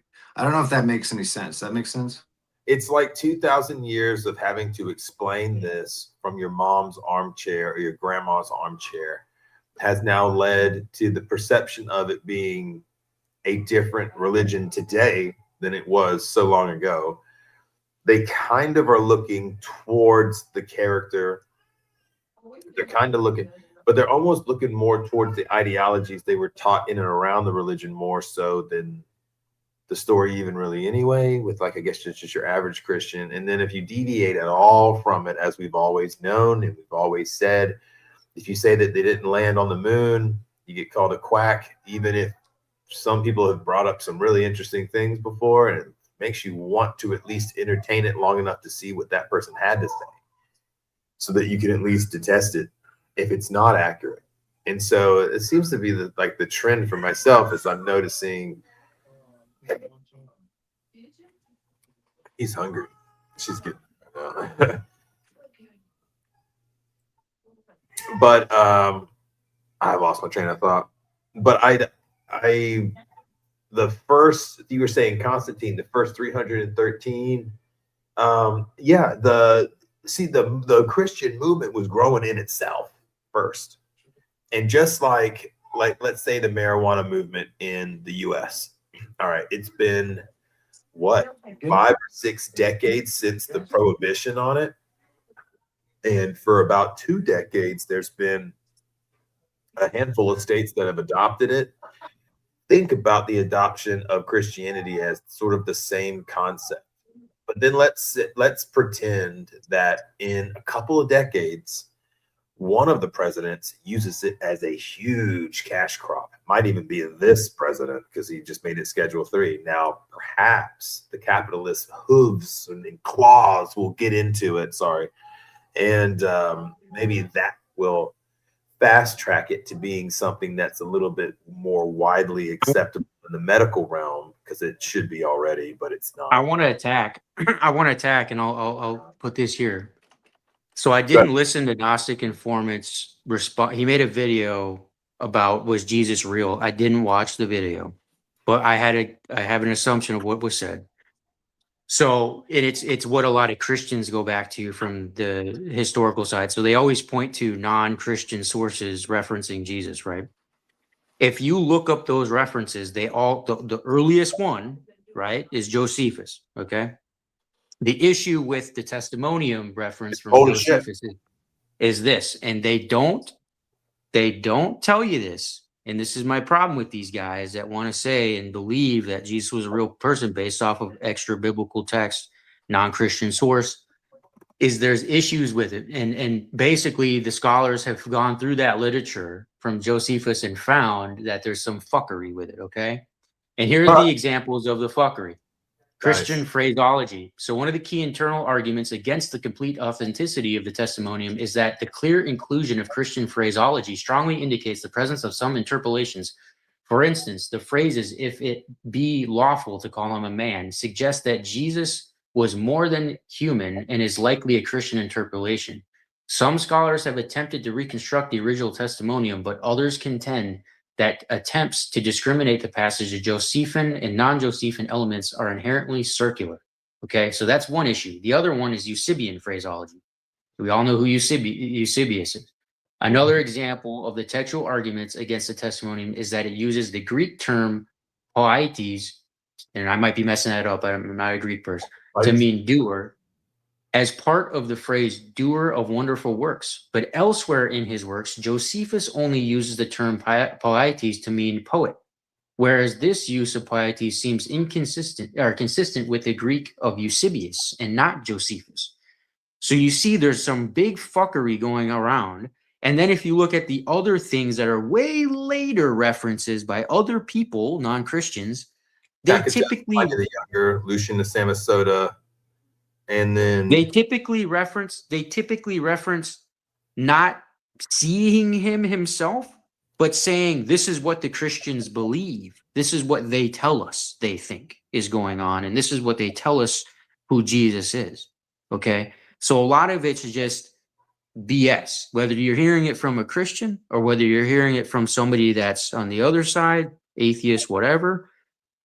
Go read the truth, go read what the scholars say about it, and go read the differences in the writing style. This is scientific work, right? Going through literary context and looking at the inconsistencies. Like I forget what the actual study of this type of work is, but it's more of a scientific study of how people write. And based on that, they come to conclusions like I just told you.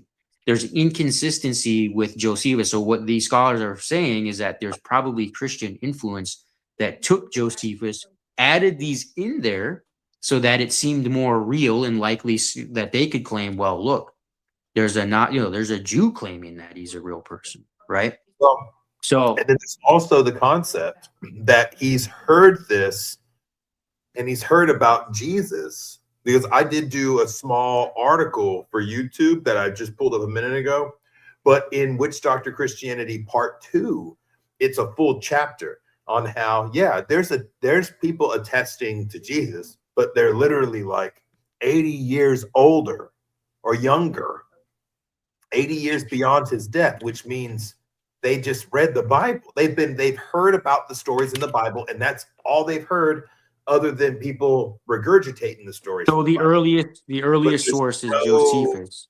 Yeah, around the time, the closest one to Jesus being alive was him, and they take that the testimonium as the Grail. But if you study the Grail and what they actually say about it, you're going to be like, wow, what a crock of bullshit. Because if you're in a debate with a Christian, they're gonna pull that out. Well, there's non-Christian references of him. So what are you talking about? Everybody was a non-Christian, but it depends who I want to argue for, right? So, but no, you're absolutely right. That was something I wanted to make clear when I wrote the book, was that I wanted there to be a chapter that specifically focused on explaining why the opposite paradigm of a historical K-pop, Demon Hunters, how there's no documentation to prove he existed back then. There's nothing. Yeah, we can find the bones of, a 10-figured shaman from Canaanite, but we can't find this magical dude that walked on water and shit. Like, come on, man. Well, it brings you back to Ruck's point that you bring up every time, which is, if we're sitting here wondering if he was real or not, we're in a whole nother thing. But that's a big it's hard having this conversation with scholars who are Christian, because he has to be real to them, and almost even for the sake of argument, it has to be real to them, because we've all recognized people that don't follow the religion. They always get sort of this shade thrown on them from people from within it, not aggressively all the time, but still always. People might scoff or laugh at my Gnostic law jokes or whatever, but that very person might believe in something that is impossible. And so it's really hard to have these religious conversations with people, because what they are fed to believe at its face value, that we're all finding resolutions within satire, within stage play, drama. What was the guy writing planning on doing with the shit? You know what I'm saying? There obviously had to be some sort of tour afterwards. You know what I'm saying? So Paul going around and saying it to people makes perfect sense. I mean, what else are you writing it for? So the reason why the Jews in particular definitely had access to this, and not only just Greek influence, but also, like I said, Akkadian, Babylonian, and Egyptian, Persian. Oh no, he froze. Based on wars. Hey Chase, I think you're accidentally muted.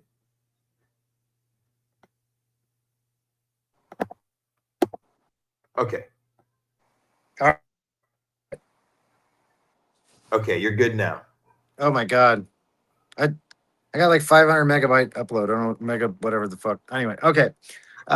Yeah, but so yes, those cognitive frames like totally do that. Like all that. I mean, I caught some, my signal was bad. I caught the stuff that Tiger Shark was doing. And I mean, I'd be curious even to have the conversation if that's like an intuitive understanding from your culture, Tiger Shark, your upbringing, because it's really clear that the Native Americans also spoke, different tribes spoke a lot more in line with the same way that ancient Greek kind of works and stuff like that. But I would go, I mean, the cognitive frames stack on top of the language, like meaning like, again, if truth is something that is like experienced and changes your behavior from inside, it's an unconcealment. That means it's not a static thing, right? And what are we living in but an era where people have these static ideas of truth in their heads that they like think they can read and learn, and then I have the truth, right? But their behavior patterns don't change. That's called cognitive dissonance, right? So it's like someone who can repeat exactly how a car engine works and exactly how to fix it. And then you give them the tools and the broken car engine, and they don't know their head from a hole in the ground, right? This is the problem of academia as well. So like it is something to do with the subject matter and how things are taught, but it's also our language. It's how we're using these words, that when we form our thoughts in our heads, I think anyway, that we're already starting a layer of abstraction that can cause cognitive dissonance. The fact that we're even looking for something that's supposed to be an unconcealment of something, like, holy shit, that's how a cloud works. Right. Instead, Well, I we mean, think it's a it's based static on thing we can find. It's all based on meritocracy, and meritocracy came from war. And so Native Americans were not indifferent than that, right? The Iroquois Confederacy, for example. Yeah. We don't have to get into that, but go back to the Greeks and the Jewish influence. Why did things change so much? Because they were under war constantly. The Egyptians came in, then they had the Mesopotamian influence from the north come in and kick their ass. And they had all these different people coming in and taking over their cities and essentially setting up their own religion, rights, preferences, whatever. And so that heavily influenced the populace, obviously. That's why they put the rules out. You can't do this. You can't any graven images and all this stuff, right? So that's definitely there. But I wanted to read apart from Mark. It's not the one with And the graven images are the images in your head, man. Like that's, or at least I think there's something to that. Like they're trying to control people with Plato's cave. Like they're trying to create Plato's cave off the rip with the language. And it causes like your detachment from nature. And it's like, it's so diabolical to me that like, if we just started using our words differently, like, or understood that, no one should be able to say, I have the truth, here's the answer. Like that doesn't make any sense to anybody like us. We'd be like, what are you talking about? I'll say this. As a Native American person, that I love my people, but they were bullshit too. They had religion set up Well, Chalkia on people are the east flawed. of St. People are Louis flawed. was also a civilization that Yeah. that flourished, and then it was abandoned overnight. And then you had another one that was in Spyro, where we knew they were doing Datura. It was a Datura cult, and a bunch of people flocked there. And it wasn't just one tribe; it was multiple tribes going there. And overnight, they just left. Why? Because they probably were told, well, you know, we have a God here, and if you come and join, he's going to give us prosperity and we'll be fruitful and all this stuff. And they just weren't. And so people were like, fuck this shit, I'm out of here. We also see the same thing in Cairo, down in Peru, which was a civilization that predates the Egyptian civilization even. And they had their own stages as well, and auditoriums built into the rock. And they had their own huge pyramids as well. But I wanted to read this from Mark chapter 3. Dramatic irony includes another kind of irony at the discourse level. Not only are there ironic statements, but there are also ironic situations. Dramatic irony may not be explicitly stated, but may be a feature of the plot. Mark 3, 1-6 creates an ironic situation of this sort. Nothing said by anyone, including Jesus, the Pharisees, and the narrator, is actually ironic. But the whole scene is when the Pharisees plot the destruction of Jesus on the Sabbath because he healed on the Sabbath. We are dealing with an ironic situation. The whole thing, right? So people really need to study. Like, the atheists aren't wrong. They're not wrong. They just get it wrong when it comes to the type of literature they're reading, because they just assume that it's like this religious text, and it's really not. So, well, I mean, I had a problem with. I've been having changes of opinion, kind of in weird ways, but you're right. And that was the angle I always came at it from. Was, well, it's just something that just doesn't happen, you know, in nature, and so that's kind of the standing point, at least for myself, for years, until I wanted to really okay, let's really dissect stuff, not for any, you know, added closure to it, but maybe some. But I just wanted to, I don't know, something inside me has been obsessed with this since I was so young, and I don't know why. It's just kind of odd, honestly, because I can't tell you why. I'm so obsessed with this stuff. Before I've met any of y'all, you know, Witch Doctor Christianity was written. And then I met all of y'all, made the channel. And we've seen so much stuff that even trying to bring some of the stuff up is so concrete with like the different entheogenic plants and fungus and stuff. It's so concretely proven with burial sites, the surrounding cultural influence. I feel like what I've been saying and what we've all been saying is being more and more accepted now. They're still having I think Christians are still having a tough time with the divinity of Christ coming. Well, they anthropomorphized it, man. That's new. That's totally new. Gods are the faces of forces, man. If we start arguing about anthropomorphized gods, we're all wrong. I mean, it's ridiculous. Oh, and in there you have genders and stuff, which, you know, I saw a feminine Jesus years ago in a vision. You know, some people would call it crazy, whatever, but I was learning about the Greek stuff and reading all the Karl Ruck things, and I guess I had just read the Immortality Key, or even was about to, but I'd stumbled across the concept that that women were running the ceremonies. So in my brain, after reading The Secret Gospel of Mary Magdalene, which is a very short book, but it's a great read. It's awesome and easy to read. It's a lot of fun for those that don't care so much about a fiction novel, you know, and because the contents of fiction are, you know, that's my fail safe for anything that I get wrong, making up a fun story.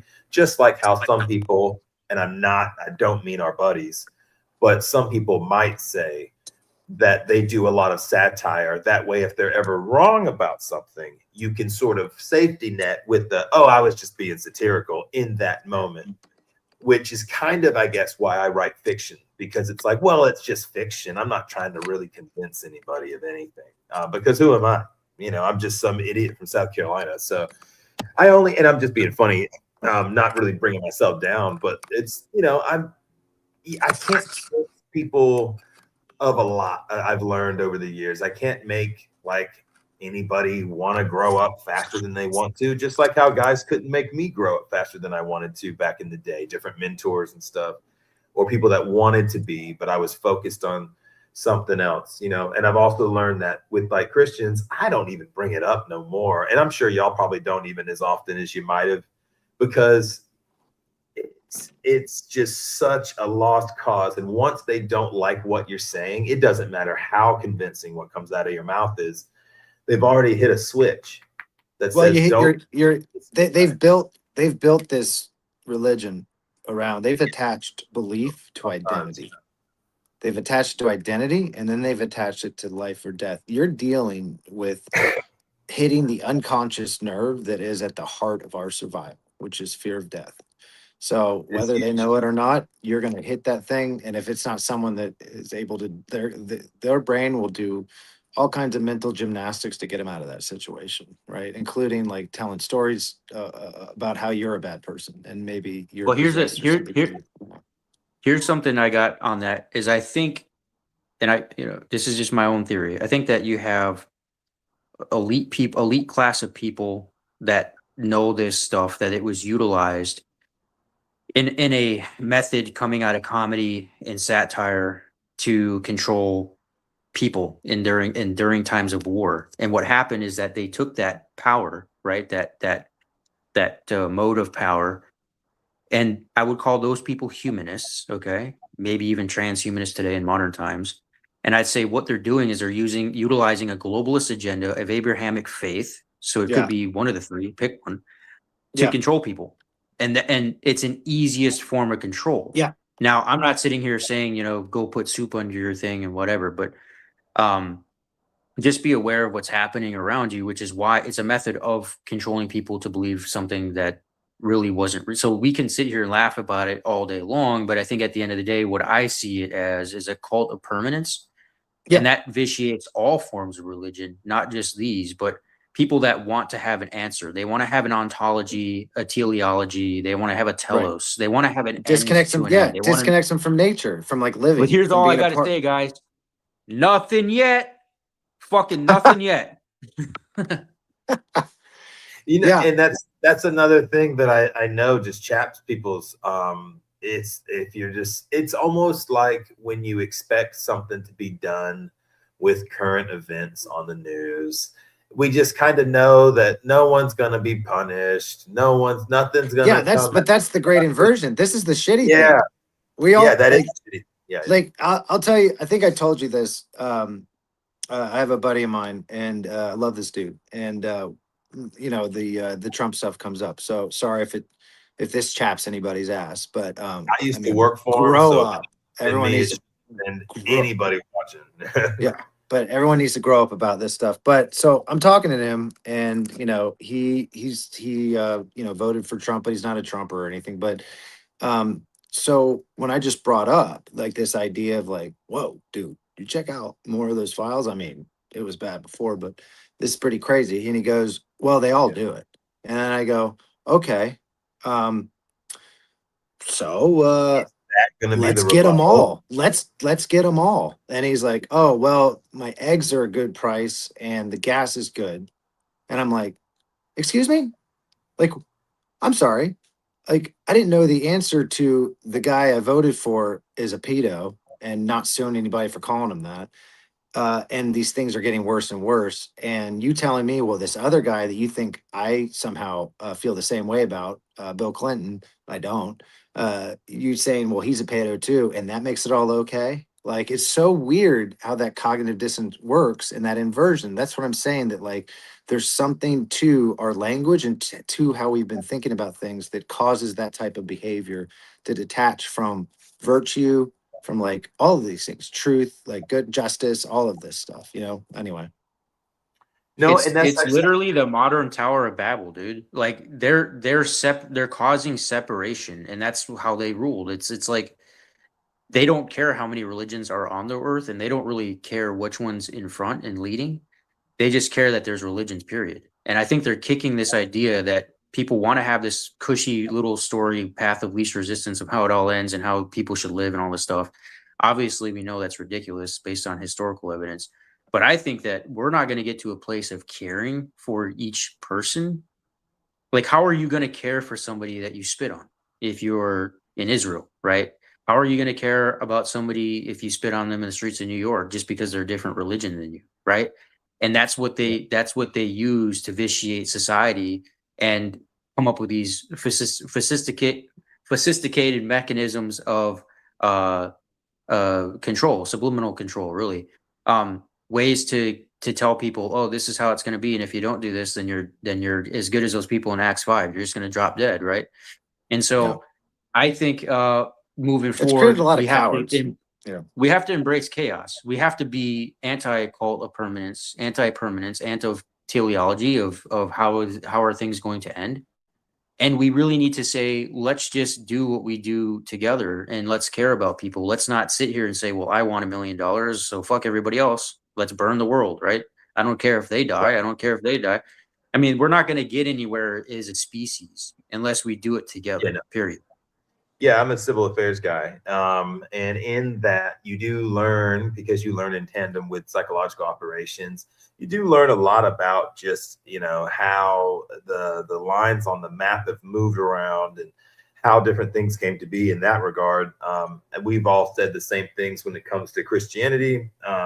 Rome propped it up, pushed it to every corner of the earth. And I did mention once, there's, alternate timeline books out there that talked about a world without Islam, or the year of the rice and corn, where Christianity dies off with the Black Plague, kind of like in the Middle Ages, a different kind of timeline.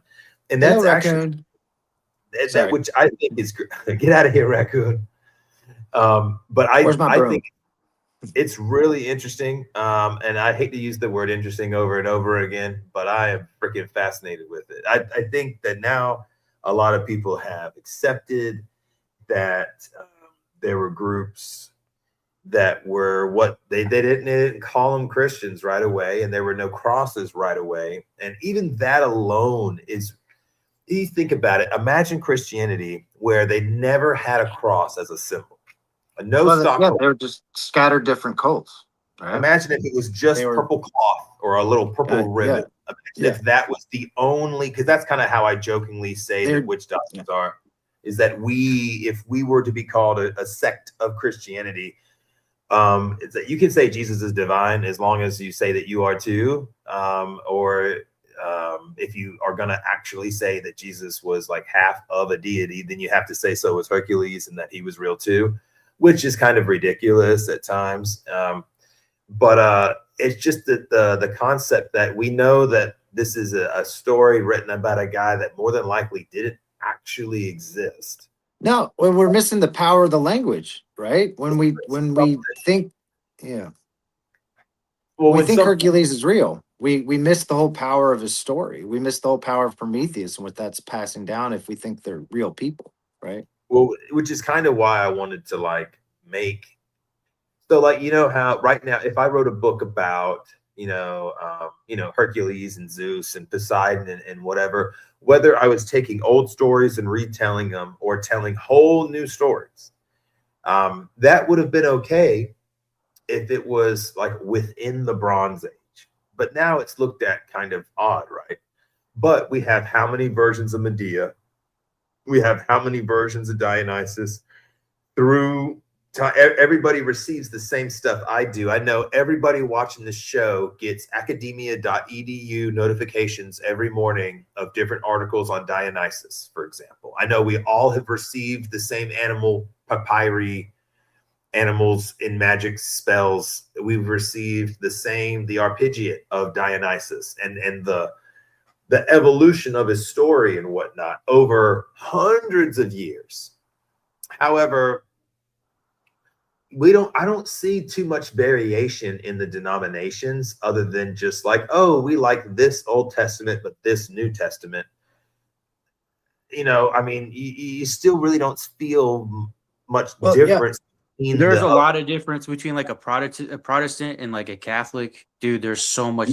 When you ask them, what do you have to do to be saved? That's the one that's going to tell you the clear difference. Because somebody's going to say, well, and here it says this, and here it says this, and here it says that, and they're all going to be different. And that's my point, and that's your point, is that where these books were written and by who.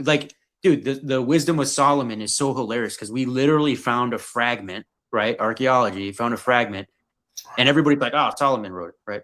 And then there's a fragment that says who wrote it, and it was like the friends of Solomon, right? So if you look up that phrase, who wrote it, the friends of these people, dude, that you're gonna laugh your ass. That's your homework assignment, all y'all tonight. Go Google search the friends of were the author for these ancient books, and you're gonna find that there's a history to that. Okay, and so just seeing that this is stuff that's happened over and over again cross culturally, and they just made their way over there when just so happened there was a war around the same time, and this culture conquered the other one, and they started to simulate these same type of stories. And Dionysus, Jesus, Dionysus, Jesus, Yeah. Dionysus, Jesus. Well, It's not when you're that hard to disconnected understand. from nature, though, too, you're more likely to be convinced into genocidal shit, man. If you're connected to nature and you're looking at how things actually work right out in your fucking backyard or right out in your local river or anything like that, you would not think for a second it's a good idea to go just wipe a whole bunch of things out over the hill because you're connected to that thing, man. And that has consequences down the line. But if I'm disconnected from that, if I think I'm separate from that, I'm now one step closer to being like, why don't we just wipe it all out?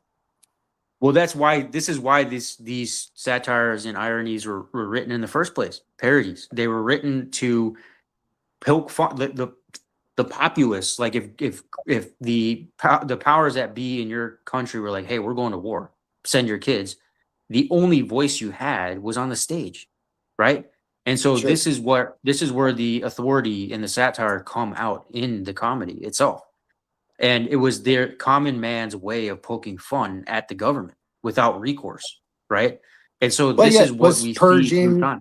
It was used for education and all kinds of things. If you think about when you experience a fictional story, a play, or a good movie, you're having some kind of actual gnosis on the inside without having to go through the events yourself. Are you experiencing them for real? No, but But even the you gnosis are. here, like the gnosis, how many Mhm. different forms of gnosis are there, right? There's a lot. And then how many Oh, sure, different yeah, muses are there? There's a lot. But to your guys' point, and but it's to it's not my kind of my something. point, Yeah. right? Yeah, there's no like it's basically like a Christian saying that morality is Written in a not book.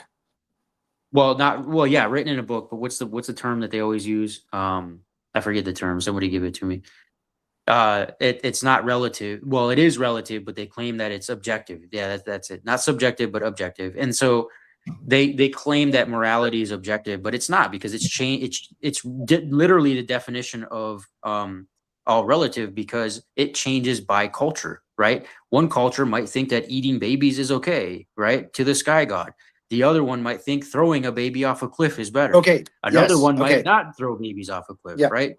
So it's Yes. relative in time, and it's relative to each culture. There's no such Yes. thing as objective morality, and we But even see it in the Bible. yes, but We there are see it in the cultures Bible. that give birth to civilization, and they are the ones that protect that virgin on the hill, baby. It's real. So whatever direction you're going in, you could eat baby. I'm not saying, no, I'm saying you should. I'm just saying all these things you just brought up are really cool, right? But who's left? Who are the ones who build civilization and give us these really interesting things? What are these wonderful tribes that survive the most tumultuous times that human history's ever seen that we can't even have, we don't even have records of, right? If you read the book by Sebastian Junger, what happens when things break down? Everyone thinks it's going to be crazy chaos and all this other stuff because of all the movies we see. It starts to become way more egalitarian almost immediately. And like people have all these natural things that kick up inside of them that start working, different alphas rise. And the ones that stick together, the ones that take care of each other, the ones that go towards some kind of liberty and protecting innocence, they are the ones that outlast all the fucking shitty people. That's why I think like 10% of people sociopathic. We killed most of them. Like, so it's like there's something to, yes, you're right that like it is relative. But then the question is, well, what direction do we want to go in? We don't want to go in the direction of baby eating. If it's all relative, I guess we could eat babies, but that's probably going to drive us extinct, wouldn't it? Yeah. So there's like I'll go that on the other side weird of the. thing without I'll go on putting the other side of value the on it. go on the other side of the spectrum. So in Caracal, a bigger civilization than Egypt, and prior to Egypt, they actually there was no war or destruction that ended their culture, their civilization. They basically split back to nature, as you're talking about, but there was no war that inherently did that, right? There's no war in the archaeology that was found to support that. There's no building destruction, there's no fire, there's no mass grave sites, there's no weapon technologies, nothing like that they found. So what I'm saying is that just because people think that war and human and is just something that always happens, and then people come out of it, and whoever's dominant is the one that picks the rules. It's not always the case. And I think that the overarching authority there would be nature, right? Yes. And so when civilizations move back to nature, back to, I guess, Gaia, if you're Greek, whatever you want to call it. With it. You go with it. You go with it. But you listen to her. Yes, it's the underlying derivative of even these like modern day DMT laser people that want it. Well, just go do it yourself, bro. I'm not going to tell you what to think. You have your experience, share it. We'll laugh. Cool. But do you do you, man. And I'm not going to force you to do it. But if you do, share it with people and, share your experience. And if it's real to you, then it's real to you, man. But I think that is a form of language, my guy. Yeah. That's why I don't put onus on learning Greek, because I would rather take a trip with 5 grams of Silo under a waterfall than sit there and listen to some guy tell me his theory about Jesus in Greek. I don't give a shit. Yeah. No, I really, really, really love to actually learn the language itself in a real way, not in just the way where I look stuff up, because just in the short stints that I've done, how the language moves and works has changed. Just in general, how I connect ideas and stuff like that. That would be my purpose, but not listening. I know what you're saying, though. My one knock against Gnostic Informant, because he's the one that always tries to pivot back to me about this drug stuff that I always bring up, right? And again, if he wants to contend with, let me pull it up. I'll find it and read it for everybody here. I've read it a bunch of times, but for those that have not heard it, I know there's probably not a lot watching tonight because it's the football stuff tonight. But we got about 15 watching right now. Actually, I'm surprised because it is Sunday night. Yeah. Let me find it, but it's basically by so. You guys want to argue with me about this stuff, and you always ask me, well, what, you say you found something here, so it means they did it there. Well, yeah, we found it, buddy, on the altar. We all know that. I'm not going to bring that stuff up. We also find opium buried in with them. We know it's the alabasters had opium all over it. But let's go to one of his favorite sources, his own, Plutarch. Okay, and let's read this. And I even had him read it before, and he just kind of ignored it. But I'm going to read it again. From Moralia 438.51. And this is the quote from Plutarch himself. Whenever, then, the imaginative and prophetic faculty is in a state of proper adjustment for attempering itself to the spirit as to a drug, inspiration in those who foretell the future is bound to come. And whenever the conditions are not thus, it is bound not to come. Or when it does come, to be misleading, abnormal, and confusing. As we know in the case of the priestess who died not so long ago, she was like a laboring ship and was filled with a mighty and baleful spirit. Finally, she became hysterical and with a frightful shriek rushed towards the exit and threw herself down. So he's basically saying whenever there's not this prophetic experience attempting itself to the spirit as to a drug, then inspiration in those to foretell the future, prophesy, is bound to come. And when you're not doing the drugs, you're not in a state to actually foretell prophecy. So again, Gnostic Informant.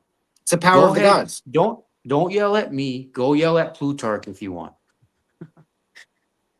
Hey, so I got a one I'm gonna throw out on the table for I'd like to let me see if I can get this whole thing out, and then I want to hear you guys' opinion. So because I want to make a whole video on this. My life is just a really fun all quiet on the Western Front experience. Right. Guys, if you don't know, Chase has been going through all kinds of stuff, but he's been a great attitude about it. But anyway, keep going. I built a new ice bath, so it just pain's good, right? Okay, so I'm gonna ask first. I'm just gonna ask each one of you, like, when I say the goddess of liberty or Lady Liberty, in any form, doesn't have to be in the American form. I just want you to tell me what she means to you. And that's it. No, there's no wrong answer. So go ahead. Wish talk. Okay. All right. So I have one blip on the Statue of Liberty in Witch Doctor Christianity, and it talks about some of the symbolism that it shares with Mithraic artwork. The headpiece, for example. Now, they So what is she represent- to you though? Like what is she? Like is she for you, is she a symbol? Is she a being? Is she what is she for you? like a real answer? Yeah, just honest. No, there's no wrong A answer. gift. She's a gift from France to our country, and that's all I really think. Okay, that's good. That's all I think about when I even fought for the country. I even fought in the damn war, but like I just it Okay. is a symbol of hope for those that were showing up at the country years ago. It Gotcha. was Symbol it of hope. was That's good. it was like the pearly gates in a way of people coming from some crappy place over here. You know, it was the first thing they saw as they approached. A lot of times after, obviously, we received it. Copy. But All but right. yeah, I don't have much emotion though. No, yeah, you're good. No. Marcel, what you got? Marcel the Magos. I don't know. I've never really thought about it before, but the first thing that comes to my mind is liberty is one of the eyes of justice. Copy. Okay. Eyes of Justice. Gotcha. Like one What of do the you mean eyes. by that? Maybe it's both of the eyes because people say justice is blind. So like, I haven't thought through it long enough yet, but it's just the first thing that comes naturally to my mind when asked the question. But like I like it. liberty is what helps blind justice see, I guess. Okay. Because, Okay. because it's like Okay. because That's dope. Yeah. yeah. All I right. had go Tiger ahead. Shark. Shark. Yeah. That shit is virtual reality. It's not word. It's not real. It's a fucking word. And just live your life without having, because people are going to take that word and use it in a way to gamify it against the other person.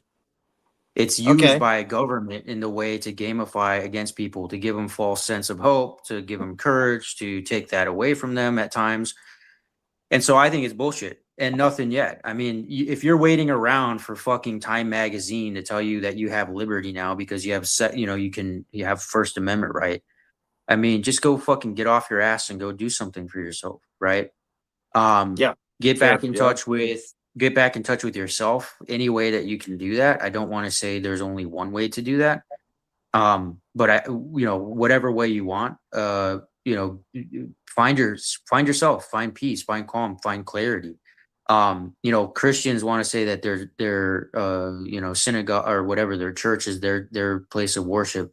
My place of worship is in nature, listening to nature, being a part of it, maybe a waterfall or maybe a storm pounded seashore. A lot of waterfalls, Tiger whatever. Shark. Yeah, a lot of waterfalls, but I like waterfalls, man. I know. It's where they're I can dope. find They're dope. clarity and peace. And when I don't have to listen to the bullshit of somebody else trying to sell me something or fucking tell me a story or fucking Yeah. telling me, my wife fucking kicked me in the balls last night. I don't care, dude. That's your shit to solve. I can't solve it for you. She didn't kick me in the nuts. What do you want me to do? Slap her and beat her up for you? I can't deal with that. Well, okay. Before I begin, my wife did kick me in the balls, and I'd like you to beat her up, Tiger Shark. Okay. So here's what I'm gonna lay out, and I want to see if I can be, I guess, sensitive to the ideas that I'm trying to explore, and the fact that I'm not trying to give out an answer here. I'm not trying to say some kind of definitive thing that you can memorize and hold in your head. But I think she's a god, and I think she's real. Now, I know, Tiger Shark, you're gonna pick me apart. That's why you're here. I think it's real. I think it's a force that's outside of us, right? And what I mean by that is, so And any system where survival and complexity increases, this is going to be up Tiger Shark's alley because it's kind of coming out the physics angle. The same rule holds where there's survival and complexity increases. Systems that allow decentralized feedback outperform systems that suppress it, right? So in thermodynamics, open systems that dissipate energy freely self organize into higher order. Closed control systems decay. In evolution, you have selection variation, right? And freedom to fail, you have adaptation. You remove variation or you enforce uniformity, you get extinction, right? In neuroscience, you have brains that are plastic and distributed, right? But rigid or over controlled brains, they collapse into pathology, like where there's a hotline, path of least resistance, energy. Like PTSD is like that hot rod highway, right? But pathologies for people, that's like a hot rod in their brain where it's just like that one highway is where all the signals go down, right? So it's a rigid, controlled brain or direction. Now, controlled is kind of a flimsy term there, but you know what I mean, like kind of rigid up. So liberty, like it allows maximum adaptive degrees of freedom under real constraints, if that makes any sense. So where it exists is in the diversity of life, and so like when liberty exists, life diversifies and it seems to thrive. I have a cat chiming in right now. But and then where it's crushed or where it's like attempted to be controlled, life simplifies and then dies, right? So forests thrive through decentralization. There's no master tree. Ecosystems collapse when there's one monoculture, right? Predator prey balance maintains order without a central command as well. So there is no oof male that's like the best at everything, right? You might just, I don't know, be good in that, he or she might be good in that one little region or whatever else, but they're part of a larger ecosystem always. There's never the alpha, alpha, alpha, right? Which is the imaginary outside your head, Yahweh, all right? Which is the tyrant. Okay, never. So nature, though, when we look at nature, she never uses tyranny, right? It's constraint and freedom, right? We see nature is brutal all the time in these videos, these people like terrible things happening to them. And sometimes it's funny and whatever else. And it's also like terrifying, horrifying, right? But no one's ever asking, is nature teaching us something? Like, what the hell was that person doing out there? And why the hell weren't they respecting what area they were in that was filled with sharks? Right? Nature is brutal, but you also walked into a shark den. Nature might be teaching you, don't walk into the shark den. That's their den, right? I don't know. That's just a side opinion. So with human civilization, like the durable civilizations follow the same pattern, the survival. When I say durable, I don't mean within 100 years, although that exists in that model too.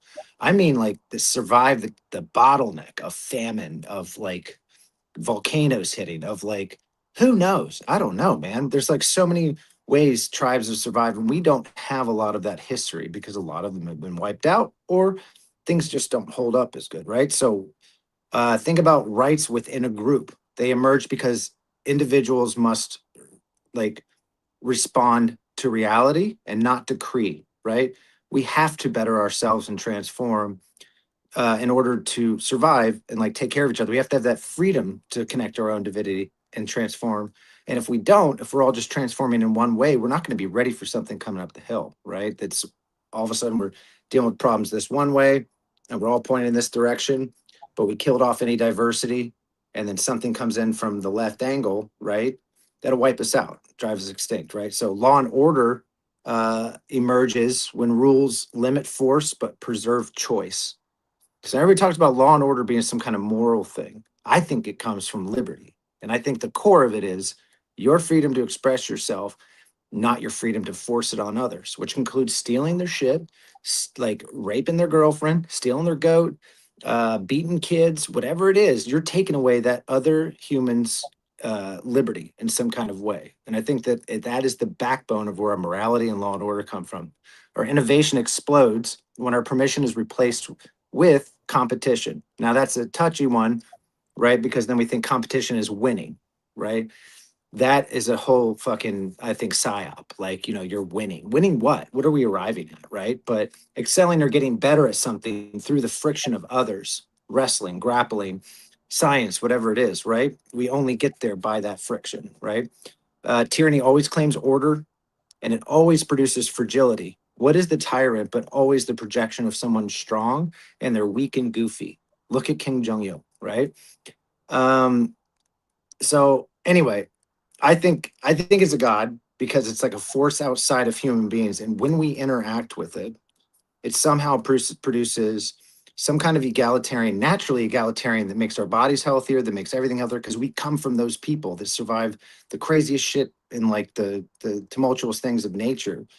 And that's how we survived. Like, again, Tribe from Sebastian Junger is a really good book, by banding together, taking care of each other underneath certain rubrics, right? Not letting in, like, dude, back in the day, dude, if you're a coward, they just killed you, right? Why? And you're like, oh, that's so cruel and brutal. And then you like look at how nature is, and you're like, oh, wait, I don't know. I'm not saying we should go back to that. I'm just saying that there were certain lines in the sand where everything was like certainly cool. And there's other lines in the sand that were like, you have to contribute and be a part of this in some way or another, right? But I think it's a God because it can't be commanded and it can't be reasoned with, it can't be controlled, and it can't be denied without cost, right? And so it's like gravity to me. Like, it doesn't care if you believe in it or not. It's how it works, and it's also in the liberty of your plants. If you take care of a greenhouse, if you try to control those elements and you're like, it's actually at 42 degrees and this and that and this and that, could you preserve like a greenhouse in space for a certain amount of time? Probably, right? Certain amount of time being the key thing. Does it have the ability to adapt and like evolve and thrive and all that other stuff? No. And they find when there's super controlled greenhouses, you get worse yields, you get way more disease over time, and then everything just starts to kind of go haywire after a while. So you're not like the liberty of allowing the plants to tell you where they want to go, or maybe that, and that doesn't mean that the life and death cycles don't still happen, right? So that's the other part of this game, is like how we view life, that there's some place we can get to, this utopia where we don't have to deal with life anymore, like problems, life, death, like being part of the cycle, continuing the next generation. But it happens in the ecosystems of the plants, it happens in the physics of your fucking engine, and it happens with humans when we interact with it, and when we try our best in this worst great experiment ever to try to develop something like that. Look what we get. And then look what we get when we don't do that, when we like trust in the opposite of that. So it seems like it's a natural force that life organizes itself towards resilience and complexity. And then civilization happens when we stop fighting with the force and trying to control it, live forever, or whatever the fuck it is that like that little childish greedy tyrant does, right? That little voice in our head that is afraid or whatever else, and we move with it instead, which is what you were saying. And then there's, I'm gonna shut up now, but I mean, I got a whole bunch of shit on Aphrodite. The same thing, dude. Like, Aphrodite is cohesion under tension, right? That happens in thermodynamics as well as everything like that, where it's like these bonds that form, right? I know that that can get a little more like outside of the thing, but I'm just saying, if like, what if that's how they were fucking talking back then? What if we don't really understand how smart some of these people were, and maybe they don't have the gadgets and all the other stuff, and like, what if that is what a god is? Something outside ourselves, our little black boxes, like in our little hallucination virtual reality that we're having, that there is a force outside of ourselves. It's not a person you talk to. It's not, I don't know, like you can know the mind of it or you get answers from it or whatever else. It's a fucking direction. It's a fucking light. It's like the fucking torch. And it's like, get the fuck back up. And well, what do? I don't know, but we go towards her. We go towards liberty. So Well, I think she's a god. I think she's real. And if we figure that out, there is no conversation anymore. Gods are real. They're just not what you think. But I isn't don't. that Yeah. fucking Yeah, amazing? I see exactly what you're saying. Totally. Yeah. Isn't that amazing? Like, to me, Good everyone's like, speech. is Good God real speech. or I not? appreciate you for. I appreciate you sharing it, but I would say I highly disagree with the idea that Terrence McKenna proposed the same topic, which was the novelty theory, that everything was going towards complexification, right? Biology, whatever. I actually think that we're going the other way. I think that we're actually going towards simplicity. The things that you're seeing that are making things complicated are just roadblocks in our way to that. You could also call it the void. And it's actually what the psychedelics teach us because they break all that shit down. And when you're on the journey, you slough off all the personas, the egos, and all the shadows, all that stuff just fluffs off. And all the people around you fluffs off. And then you get to this place of just the void. You're in it. You realize that all the stuff around you that's plaguing you, stresses and everything else, other people in your life, whatever problems, is not real. It's not important. And you get to this purification point, which is what the Gnostics talks about, this purification stuff. And the purification stuff is that you're getting to the base level. And that's when they can tap in and have these different ideas and imaginative thoughts and maybe gods and whatever else that spring out of those ideas. But to me, it's being in the void. I don't care what comes out of that. We're talking about like Art Brute with, schizophrenic people. They create really cool art. I actually really enjoy their art. I think it's really cool. But I'm not talking about bringing complexification out of it. Has to come from somewhere. And it comes from the base of the void, the basement. You and I know you have been there, but you and I we've dove head first. We've dove head first into that, where some people just put their pinky toes in and they get a taste for it and then they run out of it. They don't like it. You and I have gone to the deep, murky waters, and there is where all of the ideas that we have come from. But honestly, the warmest feeling that I've personally ever had was just being there. And it's darkness. And people think it's scary, but I find a peace, a calm, a clarity there. That's where time doesn't exist. That's why. What if that's why Nyx? I think. What if that's Mother Nyx, baby? Well, maybe, just but use a different word. I think that these psychedelia, and that the one thing Amen does that I do agree with him on is the compound drugs of not just the Greeks but various cultures are a communication. So it's not with words. I mean, you literally try to explain one of your trips with words. It's fucking ridiculous. I've heard actually you shouldn't do it. Like Well, someone you told shouldn't me, do it, but it also you're Yeah. not going to get close to explaining any of it. Like it's just Exactly. language is Exactly. so shit brained compared to just the experience yourself. I agree. So I think that itself is a language, and that we need to Yeah. get, if we're going to get in touch with Mother Nature, and we already know it, all the biology that's there, that it increases your neural synapses and all the stuff in your brain. It's like steroids for your brain in a good way. Yeah. And it breaks down these barriers so that you can break the chains and free yourself from depression and anxiety and all these other things. That's where we need to journey. But I think it's asinine when people come out of that place and go, I know everything, and I know how it ends, and I know this, and I know that. And that's exactly what we're dealing with the Abrahamic faith. And also the new age people that say, I smoke DMT and I think everything's a simulation because I've seen a laser beam. Yes. Like, bro, fuck the telos. I don't come out of mine and go, you know what? Like I saw some crazy. You don't think I've seen some crazy shit? Of course I have. But I didn't come back and tell everybody like, you better believe this. And you know what I mean? Like I That's figured the it all tyrant out. mind. Yeah. They want to sell it or otherwise. Yeah. Yeah, Well, I mean, still, my first few psychedelic trips I did, but that's when I was a kid, right? right. But do you see what I'm saying though when you say follow a god? Like I agree with what you're saying, and that there's like that's like a huge that's a huge part. I don't and, think like, it's God though, because if here's my contention. not God, a god. It's a light. A God. My God, not an contention- anthropomorphized thing, but a force that we can interact with. God, that's the problem. Like What's the that? base level. Yeah, I don't have an answer for you then. I wouldn't explain. I would say this. Every experience is never the same, but there is similarity. Every plant has different characteristics of how you get to the void if you do get there. It's why you have a lot of people, even on the DMT trips themselves, say that I got to this point on this trip and I'm mad because I can never get back, and I've been trying for 9-10 years to do that. There's people on Danny Jones talking about that, right? Where they had specific trips and they were trying to enter that space again and they never could. So I don't know. I would say if it's a god, I would think that it would be more, like some place that you could just tap into constantly. And I get to the void, but the journey there and the experience there is, I would say similar in a lot of cases, but not necessarily the same. But I understand what you're saying. Well, And yeah, I think if we for many, need, I think for many people, they say the same thing, right? I think for many people, they say that I feel this oneness and I feel this, the Gnostics talk about it, right? The oneness and then scaling the heavens and all stuff.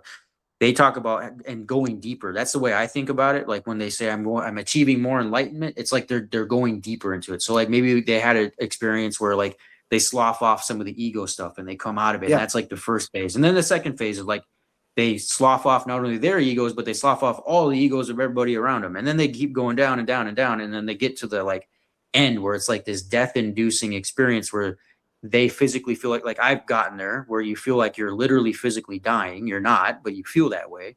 Oh yeah. And then you come back out of it. And yeah, you're in the void. And yeah, it can be scary. And yeah, you might encounter what you might consider an enemy and you tell her to fuck off and all this other stuff, right? That you have. And maybe it's a god or whatever it is. You come out of that and you feel refreshed. You feel amazing. You feel gratitude, humility. You feel love, kindness, all this stuff. And I think a lot of people have experienced that over the millennia and the centuries through human civilization. And I think it's honestly what's built civilization. But to me, language is just a muscle memory way of trying to express the it's a deeper tech. language, Yeah, which it's a tool. could be what you're getting at with that being in the void and that journey of knowing that no matter how deep you go, you're always going to come back as we always do. Maybe that is getting to the baseline, and maybe you could call that baseline what you're calling it. So I'm not going to say yes or Well, no. I'm just gonna I'm say looking at like direction. Like I don't know your life experiences. You don't know mine. I'm not in your head. You're not in mine. We're never going to Yeah. agree on that, but we agree that gravity is real, and so we work with it, right? I think liberty's the same way. I think it's a force that humans interact with. For now, it seems, because it's in nature. It's not just in our species. It produces that direction. All of their arguments are bunk for civilization. Like it seems to be to me. Like that's a force that no matter what we believe, it's outside of ourselves, like gravity.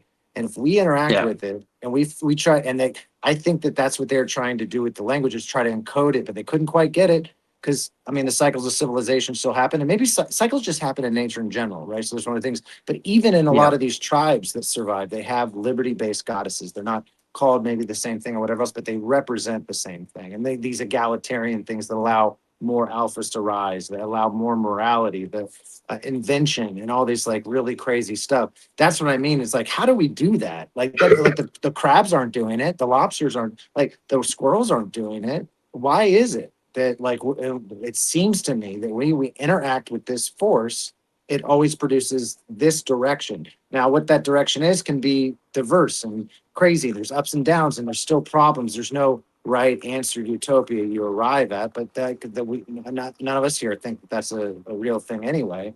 And inverting or taking away that God or that force or whatever you want to call it, not a God above all gods, not whatever else. It's a torch. It's a fucking light. You know what I mean? It's like there's all these other gods that they're taking that conversation away, and we end up spinning out into fucking relativism with our abstract language and talking about this and like knowledge is something I can think in my head and whatever else, and we're missing out on what we're talking about, engaging with nature and going in this direction that it seems to be inarguable. I've tried to find a position against it and I cannot find it. And it's not just in Greek people, like it's literally in the ecosystem of your yard outside.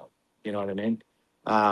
So Yeah, I think don't know. the harder standpoint is that we're so ingrained culturally to think of it from a societal point of view. But I think what you're getting at is an individualistic experience with it, which is way different than what we see in society. So I think there's an application for it in society, but I think we'd have to discern what that difference looks like. Then, because when you're talking about that, it'd have to be adopted. Yeah, there's a bunch of stuff, and it's and good then news it's for all like, the nihilists out there. yeah, well, you shouldn't be a nihilist, and the reason why is because you're no Well, different than you shouldn't be, you're but they exist. you shouldn't. They exist, but here's a problem with it, and even Jean Bouillard was a nihilist, self-proclaimed nihilist, although some of his stuff is, of course, pure comedy. And I think even in that particular paragraph was quite comedic itself. I don't think he really was. I think he was just kind of using it as a thing. But anyway, the reason why is because really you're no different than a Christian at that point. You're saying, I know how this ends, right? There's Yes. nothing in there. Like we're just a fucking ant on a rock, and it doesn't matter. Well, that's really no different than a Christian going, well, I know how Yes. Jesus coming back 2,000 years, so I know how this shit ends. It's the same thing. And so, Yeah. you know, It prevents you any from Gnostic, acting and transforming. Yeah. it prevents you from saying, I don't fucking know. And maybe that's Yeah. what we should say more of. Oh, 100%. 100,000%. And also go be transformed through life. I don't know what that means, man. It's like that's why all the dramatic structures are messy. You know, I mean, like Odysseus' adventure is messy. You know what I mean? But messy compared to what? That we thought everything was supposed to be perfect. Why do we think that? That's what I keep Yeah. we think that because of the Dark Ages, I think, and I think it's because of this monistic Christian We could Abrahamic all faith die, and shit then that's you just brainwashed wake us. up we could all die, and you wake up in another fucking body meat suit somewhere else. Who fucking knows? Sure. Nobody knows. Sure. But that's what I'm saying. Don't have let people, you know, write stories, tell stories, communicate language, yes, but also I think communicate language with other means, and I think that's what you and I are kind of talking about. So yeah. Yeah. Hello, baby. What's up, little guy? Say hi, buddy. Look that way. What's up? Oh, quick, not too long. It'll grab his soul. I was gonna say he's kind of like, whoa, all the bright lights. What up, dude? Hello out there. So what else? Yeah. I didn't- Also binding force outside of all these identity games that we're playing. Your religion as a belief system that is your identity, your skin color, your nationality, whatever all that shit is, it breaks it the fuck down. Like, you know what I'm saying? Mhm. Yeah, Anyway. I think a lot of people come from different perspectives too, just based off of that alone as well. And some cultures are real strong. It's a lot to overcome, or it feels more traumatic because of how strong it might have been in families. But I mean, we are down to a very limited amount of what people even participate in. It is kind of, I do think it's a little weird sometimes that, you know, it's just, I guess in my mind, it seems kind of weird that it's, if everybody's the same thing, it doesn't feel special. You know? So it is pretty special though. If you have any kind of different opinion on it, and you tell somebody, and they might scoff at what you say, but it's kind of like, but what we're all just gonna have the same story. There's no. What was that famous quote by the American poet? That's Emerson? Apocalypse? He said, if you're right, you're a majority of one. So do you, man? Who cares what people want to think and put you in some weird classification? Just be Very you, true. be yourself, you know? Very true. Be yourself, Stevie. All right, guys. Well, let's wrap it up for today. It's pretty long episode. We had a good little crowd for a little bit, so you know, and we still do. They kind of grew as we kept. It's later in the afternoon. But, all right. Chase, anything you want to say before we roll? All hail Lady Liberty, baby. And hopefully I can get some stuff out here soon. Yeah, for sure, man. Yeah, talk a little bit closer to further in the spring. You got to come visit. So yeah, I'll keep reading, man. Everybody keep reading, and then go out and do stuff. Yeah, bro. Well, we'll have everybody on again soon. All right. So we got Tiger Shark. Anything you want to say? Yeah, always like talking to Chase, you know, good stuff from him, and nothing yet, motherfucker. It's been 2,000 years, nothing yet. We've been waiting so long. All right, bro. Good to see you. All right, Marcel. I guess thanks for having me. Hopefully we can all have a chat again soon. Sorry I was quieter than usual. I was dealing with some stuff, but we should definitely hang out again soon. All of us hang Yeah, out yeah, again for soon. sure, man. I mean, yeah, I'll hit you up. I'll talk to you tomorrow. Yeah, okay. All right. All right. So thanks everybody for watching. We're gonna go ahead and head out of here. Little me. He was hanging out with his mom. But I appreciate it, y'all. We looked at some cool stuff earlier today. They got into some cool conversation. Definitely, one to leave up, but I might take it off and bring it back up later. I'm doing this Netflix thing right now where I'm taking some off and loading some up and just changing what's there. I don't know why, just for the hell of it, really. But anyway, say bye. Talk to y'all later.